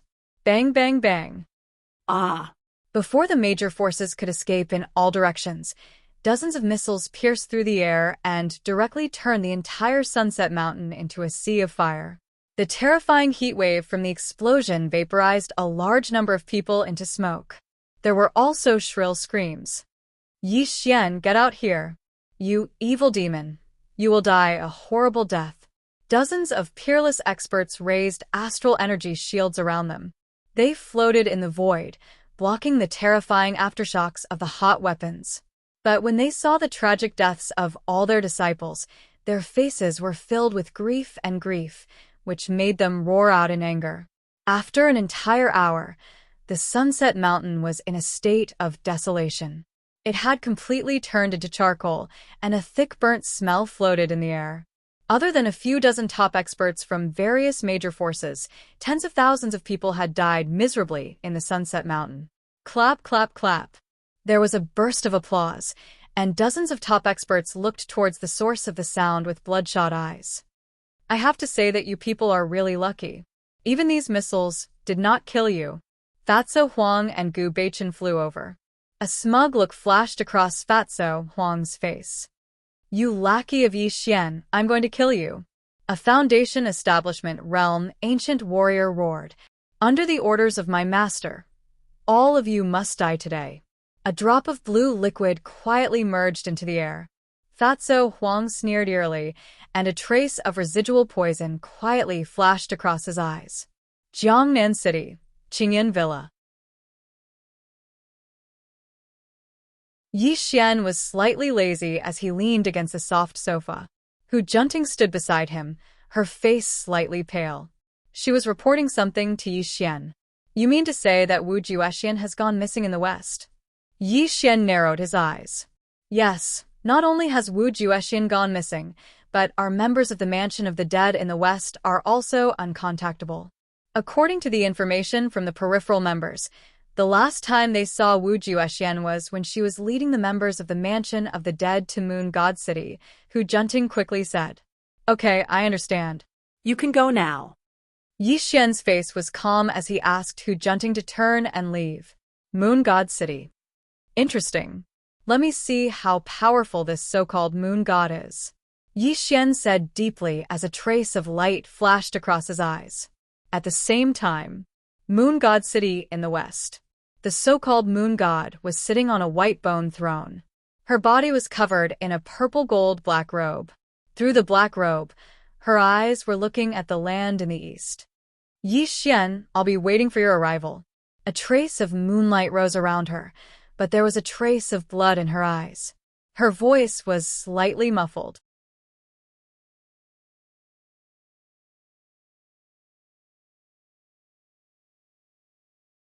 Chapter 193. The old forces had been destroyed, and a new era had arrived. When the remaining major forces had been reduced to dust, a large number of secret cultivation manuals had spread throughout the Xia country. From then on, no one in this world would be able to stop the evolution of mankind. Jiangnan City, Qingyun Villa. Fatso Huang was flushed with success because he had completed the task given to him by Yi Xian. He had officially become the second deputy palace master of the underworld. He was second only to one person, and above all, when the members of the underworld cast envious gazes at Fatso Huang, it made Fatso Huang feel even more smug.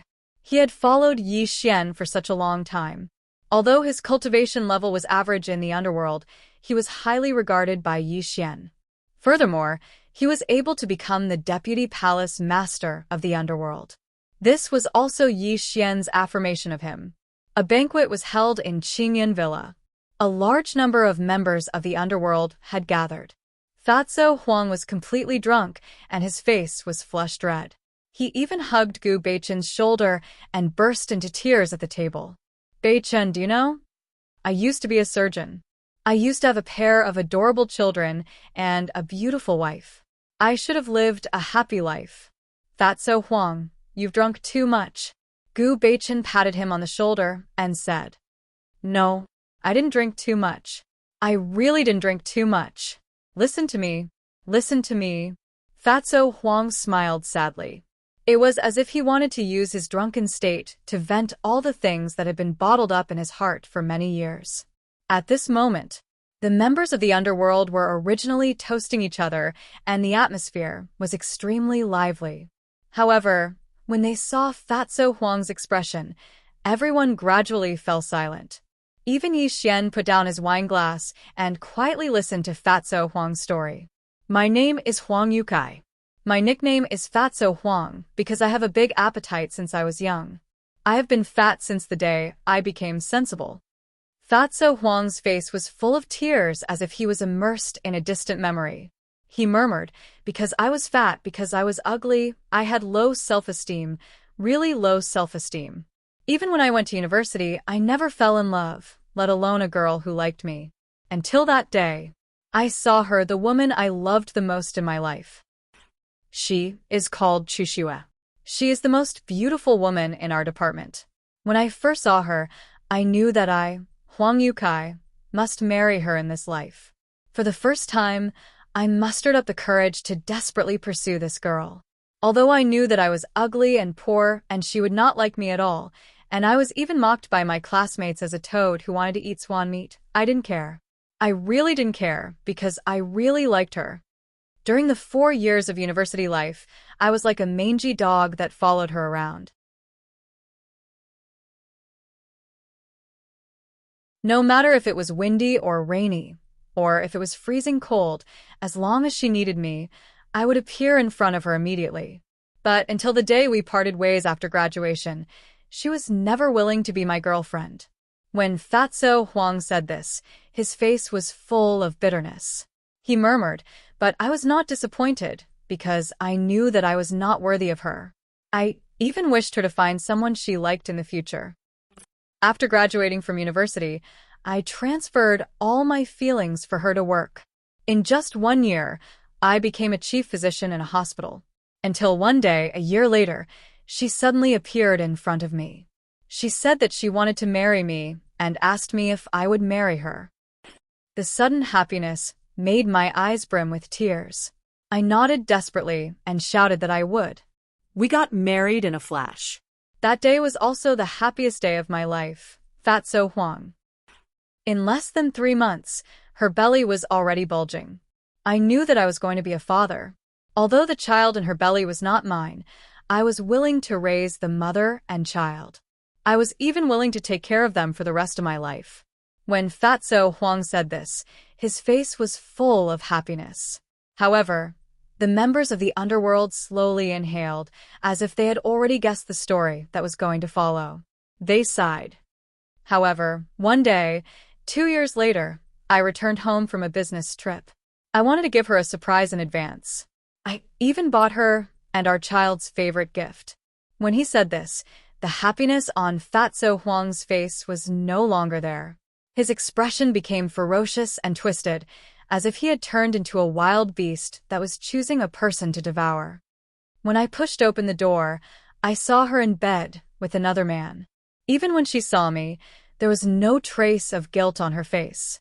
Instead, she put on her clothes in an extremely cold manner and told me that she wanted to divorce me. A line of clear tears flowed from Fatso Huang's eyes, causing the members of the underworld to fall silent. However, a strong murderous intent filled everyone's body. Obviously, due to the story that Fatso Huang had told, a great deal of hostility rose in their hearts. I cried bitterly. I knelt down and begged her, hoping that she would not leave me. However, she told me that she had never liked me and that the biological father of the child was the man in her bed. This man was the young master of a multinational corporation. He was richer and more powerful than me. He kicked me to the ground and hugged the woman I loved. He told me that I was just a spare tire and a complete piece of trash. When Fatso Huang said this, his face was ferocious and terrifying. However, his eyes were blurred by tears. His voice was extremely venomous and cold as he said, "I hated myself for being useless. I hated my cowardice and incompetence." I raised my hand and slashed down with a knife. Like a madman, I tore this adulterous couple into pieces. I even buried this ignorant and foolish love of mine with my own hands. Fatso Huang suddenly picked up the wine bowl and gulped down the strong liquor. However, the pain and grief on his face could not be numbed with alcohol. The hanging mirror department arrested me. The Supreme Court convicted me. I was thrown into the prison. What awaited me was the death penalty. I don't regret killing this adulterous couple, but I'm not willing to die like this. Bang. All of a sudden, Fatso Huang suddenly knelt down on the ground. Tears streamed down his face, and his face was red. He kowtowed 3 times to Yixian in a row. "Sir, you saved me when I was at my most helpless. Without your appearance, I'm afraid that I, Fatso Huang, would have already gone to hell. Therefore, I, Fatso Huang, swear to God that I will never be a good person again. I will become your dog, a mad dog. I will tear apart all the enemies in front of you for you." Fatso Huang roared loudly. Tears rolled down his face, proving how emotional he was. A jade-like hand helped Fatso Huang up. Yixian said in a cold and harsh voice, "You have never been my dog. You are my brother. No matter when, as long as I, Yixian, am alive, I will ensure your safety." As Yixian finished speaking, a large number of members of the underworld knelt down and kowtowed to Yixian. Their voices resounded throughout the Qingyun courtyard. "Thank you for saving our lives, sir. We will never betray you. If we violate this oath, we will be punished by the heavens and earth."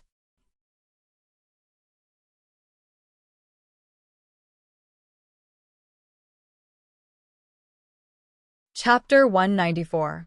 That night in Emerald Cloud Compound, all the members of Underworld had completely let go of themselves.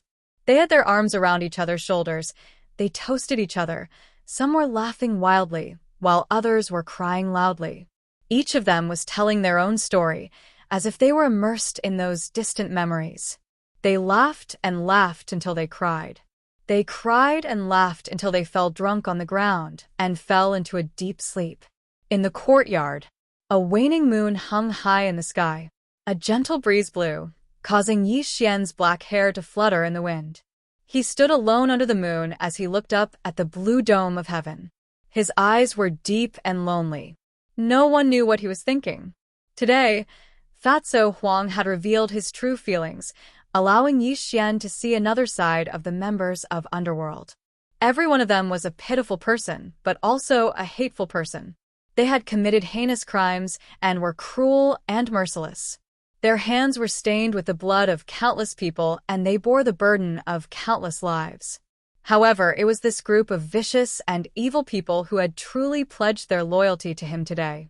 If it was said that Yixian had used death to threaten them before these members of the underworld could be used by him, but today, Yixian knew that they no longer needed his coercion. This was because they truly treated him as a part of the underworld and treated the underworld as their own home. Yi Xian admitted that he was a vicious person who would exterminate an entire family at the slightest disagreement. He had given everyone in Underworld the impression that he was a tyrant. The members of Underworld feared and feared him. They were even more cautious in front of him. However, today, Yi Xian saw a light in their eyes that he had never seen before. This light was called reverence, this light was called worship, and a blazing fire appeared in the eyes of everyone in hell. It was only today that Yi Xian understood a principle. It turned out that he had unknowingly given all the members of Underworld a home, and this home was what they had to protect. Yi Xian believed that if he left this world one day, Underworld would continue to pass on its legacy even without his existence. This was the belief that a home would bring to all the members of Underworld. That night, Yi Xian stood alone under the moon and did not cultivate. When the sun rose the next day, a ray of morning light from the east shone on his face, causing him to smile and wake up from his contemplation. Yesterday's uproar had passed, and all the members of Underworld had woken up with a hangover. They did not mention last night's incident, but the look in their eyes was different from before. When they left, they took a deep look at the Azure Cloud compound and imprinted Yi Xian's image in their minds. Then, they once again turned into a group of vicious people to complete the mission that Yi Xian had given them. Jiangnan Airport. A private jet was docked here. Fatso Huang and Zhuo Junting bowed to one side. Sir, why don't I accompany you to Moon God City? Although I can't help you much in terms of cultivation, I can save you from having to deal with some trivial matters, Fatso Huang said softly. Yes, sir. Fatso Huang is reliable. With him by your side, we can rest assured, Zhuo Junting advised. Yi Xian slowly shook his head and said, Jiangnan is the headquarters of Underworld. I can only rest assured if the two of you are there. Wu Juexian's cultivation is comparable to a golden core stage cultivator. The only ones who can make him disappear for no reason are these so-called gods. This moon god in the west is the most suspicious. Even if you go with me, you won't be of much help. Hearing Yi Xian's words, Fatso Huang and Zhuo Junting also knew that this was the truth. These so-called gods were extremely powerful. They were just some mortals. If they really followed Yi Xian to the west, they might become a burden to Yi Xian. When the two of them understood this, they stopped pleading with Yi Xian. It was also at this time that Yi Xian boarded the plane. The plane roared as it rushed into the sky and headed west. In the boundless sea of sand, in the vast desert, the scorching sun shone on the land. From time to time, human skeletons could be seen lying in the sand. Camels, off-road vehicles, and a large number of Western people were traveling in the desert in various means of transportation. In addition to these means of transportation, there were also people walking in the desert.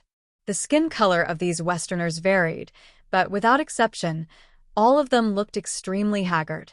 However, there was a hint of hope in their eyes, which made them hurry through the desert. Logically speaking, this vast desert was extremely short of water. There were also natural dangers like sandstorms. From time to time, there would be blood-soul mutant beasts lurking in the desert, ruthlessly devouring humans. With all these factors added together, the chances of humans surviving were extremely slim. However, these Western humans still continued to head towards the depths of the desert in droves. This was because there was a holy city in the depths of the desert, and this holy city was called Moon God City. As long as they could enter Moon God City, they would receive the protection of the Moon God and would never be slaughtered by the blood-soul mutant beasts again. This was why so many Westerners ignored their own safety and went into the desert. Yi Xian was dressed in black and had a pure oriental face. He was walking into the desert with the crowd, attracting the attention of many Westerners. Although there weren't many Westerners in the desert, there were still some who could be seen. However, Yi Xian, this oriental man, was too strange. Not only did he not take any means of transportation, but he also didn't carry any water with him. How did he survive walking in the desert for such a long time? When this question filled the hearts of every Westerner, the way they looked at Yi Xian became even stranger. Hey, brother Dongfang, do you want water? It's only $30,000. A white man with a rough build and a long and narrow scar on his face shouted at Yi Xian. He was wearing camouflage clothes, with a military knife and a military pistol at his waist. There were also many water bags hanging on his back. Unfortunately, Yi Xian didn't even bother to look at this white man. He followed the crowd and walked forward, because he could already faintly see a vast city faintly discernible in the desert in front of him. Fuck, you damn Oriental pig, I'm talking to you. Can't you hear me? The white man shook his head and clenched his fists and fingers together. An explosive sound came from his finger bones as he walked towards Yi Xian. His gaze towards Yi Xian was filled with greed. Oh, damn Radov, are you trying to rob these Oriental people again? A black man laughed loudly, as if he could already foresee Yi Xian's tragic end. Sigh, this Oriental man is in trouble. The holy city is right in front of him, but these mercenaries have their eyes on him. If he doesn't hand over his money, I'm afraid he'll die here. A white woman leaned in her husband's arms and looked at Yi Xian with pity in her eyes. That's enough, Millis. This has nothing to do with us. These mercenaries originally lived in Moon God City. They travel back and forth in the desert every day just to rob these Oriental people. Let's hurry up and leave, the white man warned in a low voice.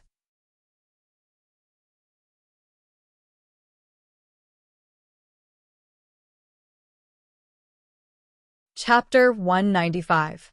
At the same time, when the young men and women from the east saw this scene, their faces were filled with fear. They called their companions and hurried toward Moon God City. Obviously, they had no intention of helping Yi Xian. These young men and women from the east could not be blamed for being so heartless. Although Yi Xian was also from the east, Moon God City was right in front of him. If he got into a conflict with these mercenaries just to help a stranger and lost his life here, wouldn't the gains outweigh the losses?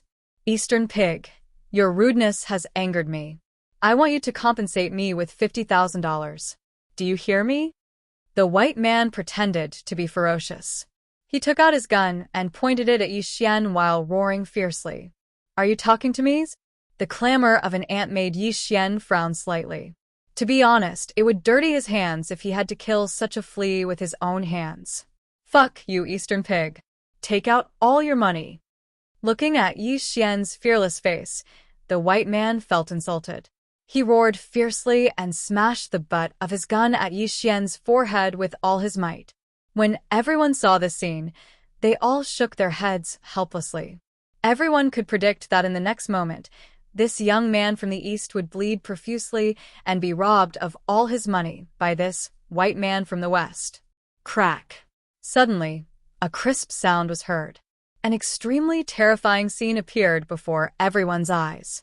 A large number of people who were rushing to Moon God City turned pale.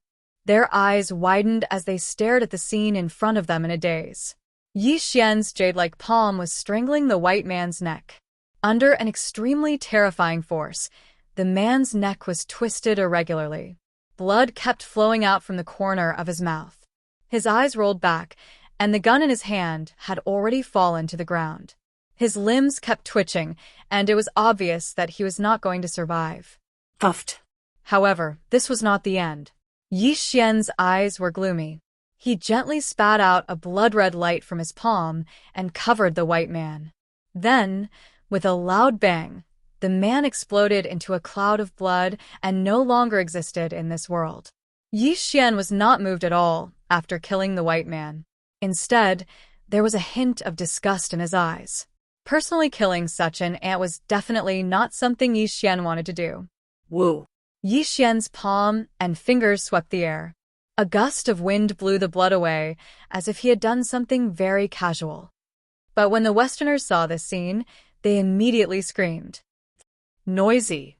The ear-piercing screams made Yi Xian frown. His voice was slightly cold, and it instantly made the Westerners cover their mouths, not daring to scream anymore. However, they looked at Yi Xian with extreme fear in their eyes. Some of the strong mercenaries originally wanted to watch a good show. However, when the white man died tragically at Yi Xian's hands, they could already see that this Asian youth was not a lamb. He was simply an evil dragon. Without saying a single word, the mercenaries nervously glanced at Yi Xian before directly running towards Moon God City. It was obvious that this kind of superhuman wasn't something they could resist. Yi Xian did not stop the mercenaries from escaping. He had no interest in chasing after a few ants. He ignored the frightened gazes of the Westerners and headed toward Moon God City in the sandstorm. This big brother. Are you from the Great Xia? A weak female voice sounded in Yi Xian's ears. Among the several Eastern youths, there was a young girl looking at Yi Xian with a hopeful expression. It was obvious that these words came from the young girl's mouth. Unfortunately, Yi Xian did not even look at the young girl. His footsteps did not stop as he walked toward Moon God City. Ling, let's not get involved with this person. Moon God City is right in front of us. We'll be safe once we enter the city. Those mercenaries will definitely not let him go, one of the Eastern youths advised in a low voice. That's right. Moon God City is not far away.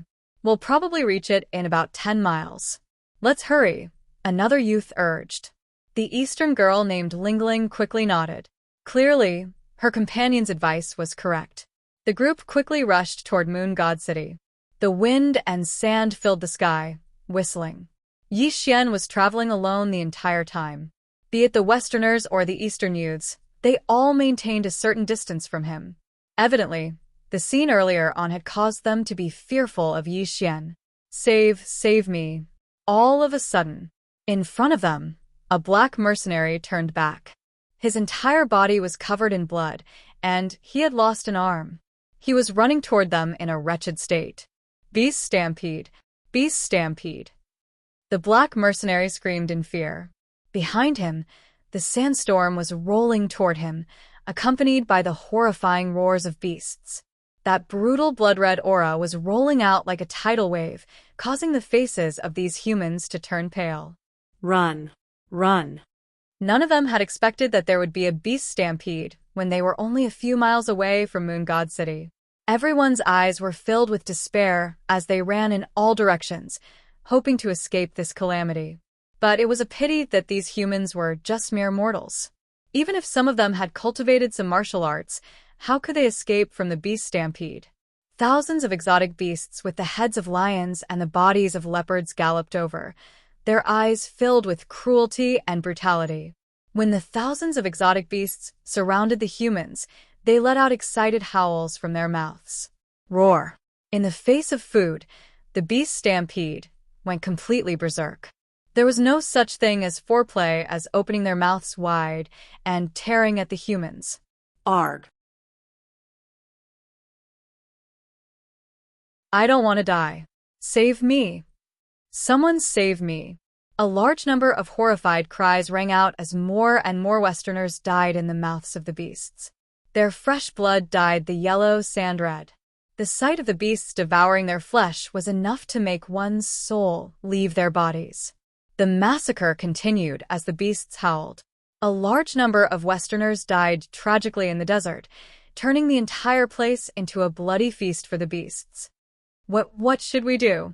What should we do? A number of Eastern youths were retreating slowly. Their faces were filled with an indescribable fear as a sense of despair spread through them. All of a sudden, the Eastern girl's eyes lit up as she abruptly looked in Yi Xian's direction. The next scene caused her despairing eyes to shine with an extremely bright light. Look over there. The girl pointed at Yi Xian, and the Eastern youths hurriedly looked over at Yi Xian. At this moment, Yi Xian was still strolling forward in the sandstorm. The beasts in front of him were trembling, and all of them were prostrating on the ground, not daring to get up. It was as if they were afraid of Yi Xian. The Eastern youths were overjoyed at this scene. The girl even cried out to Yi Xian for help. Big brother, please save us. All of a sudden, Yi Xian stopped in his tracks and looked back at the Eastern youths. His eyes were cold and emotionless as he said, "Give me a reason. Why should I save you?"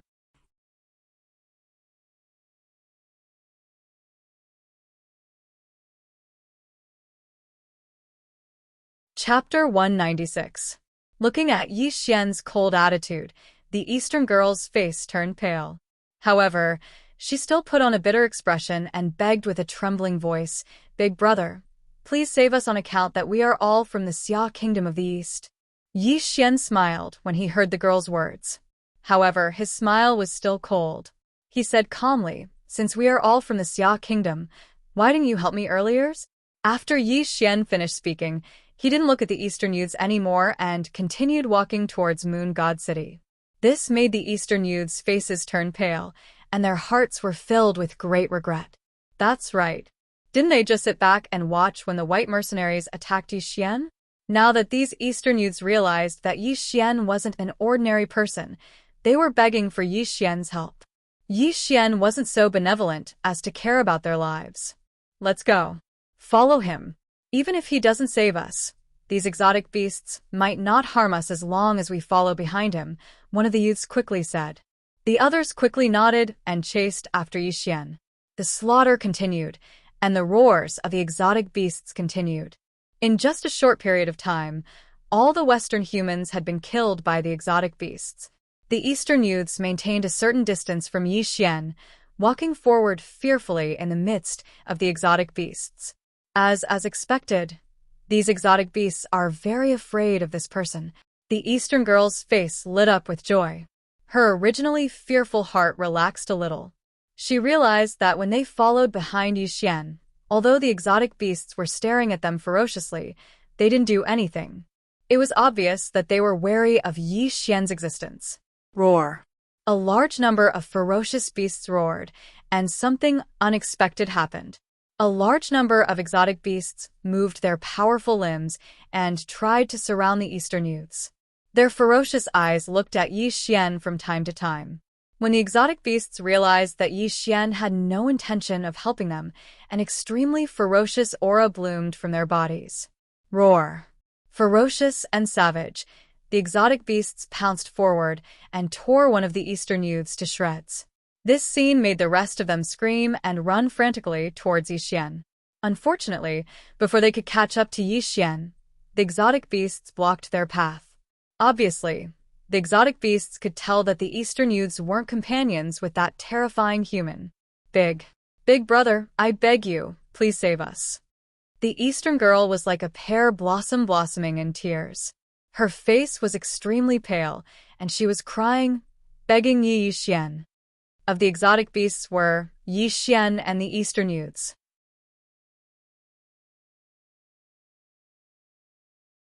The Eastern youths were girl were, at that time of the exotic beasts and ferocious exotic beasts and ferocious beasts ferocious and you, miserable, horrifying and horrified, ye of the exotic beasts of the face of their lives. Ye of the ye. Ye of course ye, ya ye of herds ye. Moon God City. If one were to call it a city, it would be more accurate to call it a modified oasis in the middle of a desert. Black city walls surrounded the city on all sides. A plaque with golden words on a black background hung above the city gates. The words Moon God were written on it. Several guards were standing guard in front of the city gates. They were of different races, with either black or white skin. Some of them were Asian, too. Facing the exotic beasts roaring in the distance, the guards didn't show any fear on their faces. It was as if they were used to such a sight, and they didn't feel anything. They knew that the exotic beasts didn't dare to invade Moon God City at all. It was because a true god lived in the city, and that god was also their lifelong faith. "I'm afraid many people are going to die with the appearance of the exotic beasts this time," an Eastern man said with a sigh. "Since they want to enter Moon God City, they should be prepared to die. Only the most devout believers are worthy of Lord Moon God's protection," a Caucasian man said with a chuckle. "Look, what's that?" Just as the guards were talking, one of the black guards spoke up with a trembling voice. Everyone was startled and looked in the direction the black guard was pointing. Amidst the sandstorm, a slender figure was walking towards Moon God City. Behind this person, a large number of exotic beasts were running in the desert, but they kept a great distance from this figure. Oh, God damn it. How did he survive the beast tide? Who is this guy? Shush, this person isn't simple. The guards spoke up one after another. At this moment, Yi Xian had already arrived in front of the city gates. Yi Xian's black hair fell behind his head. His Asian face, coupled with his handsome features, made him look a little weak. However, in the eyes of the guards, they didn't dare treat Yi Xian as an ordinary person. "May I know where this sir came from, and what business do you have in our moon god city?" One of the eastern guards turned his eyes and cupped his fists at Yi Xian, greeting him and indirectly asking about Yi Xian's background. "Go, and tell your so-called moon god that Yi Xian is here to visit.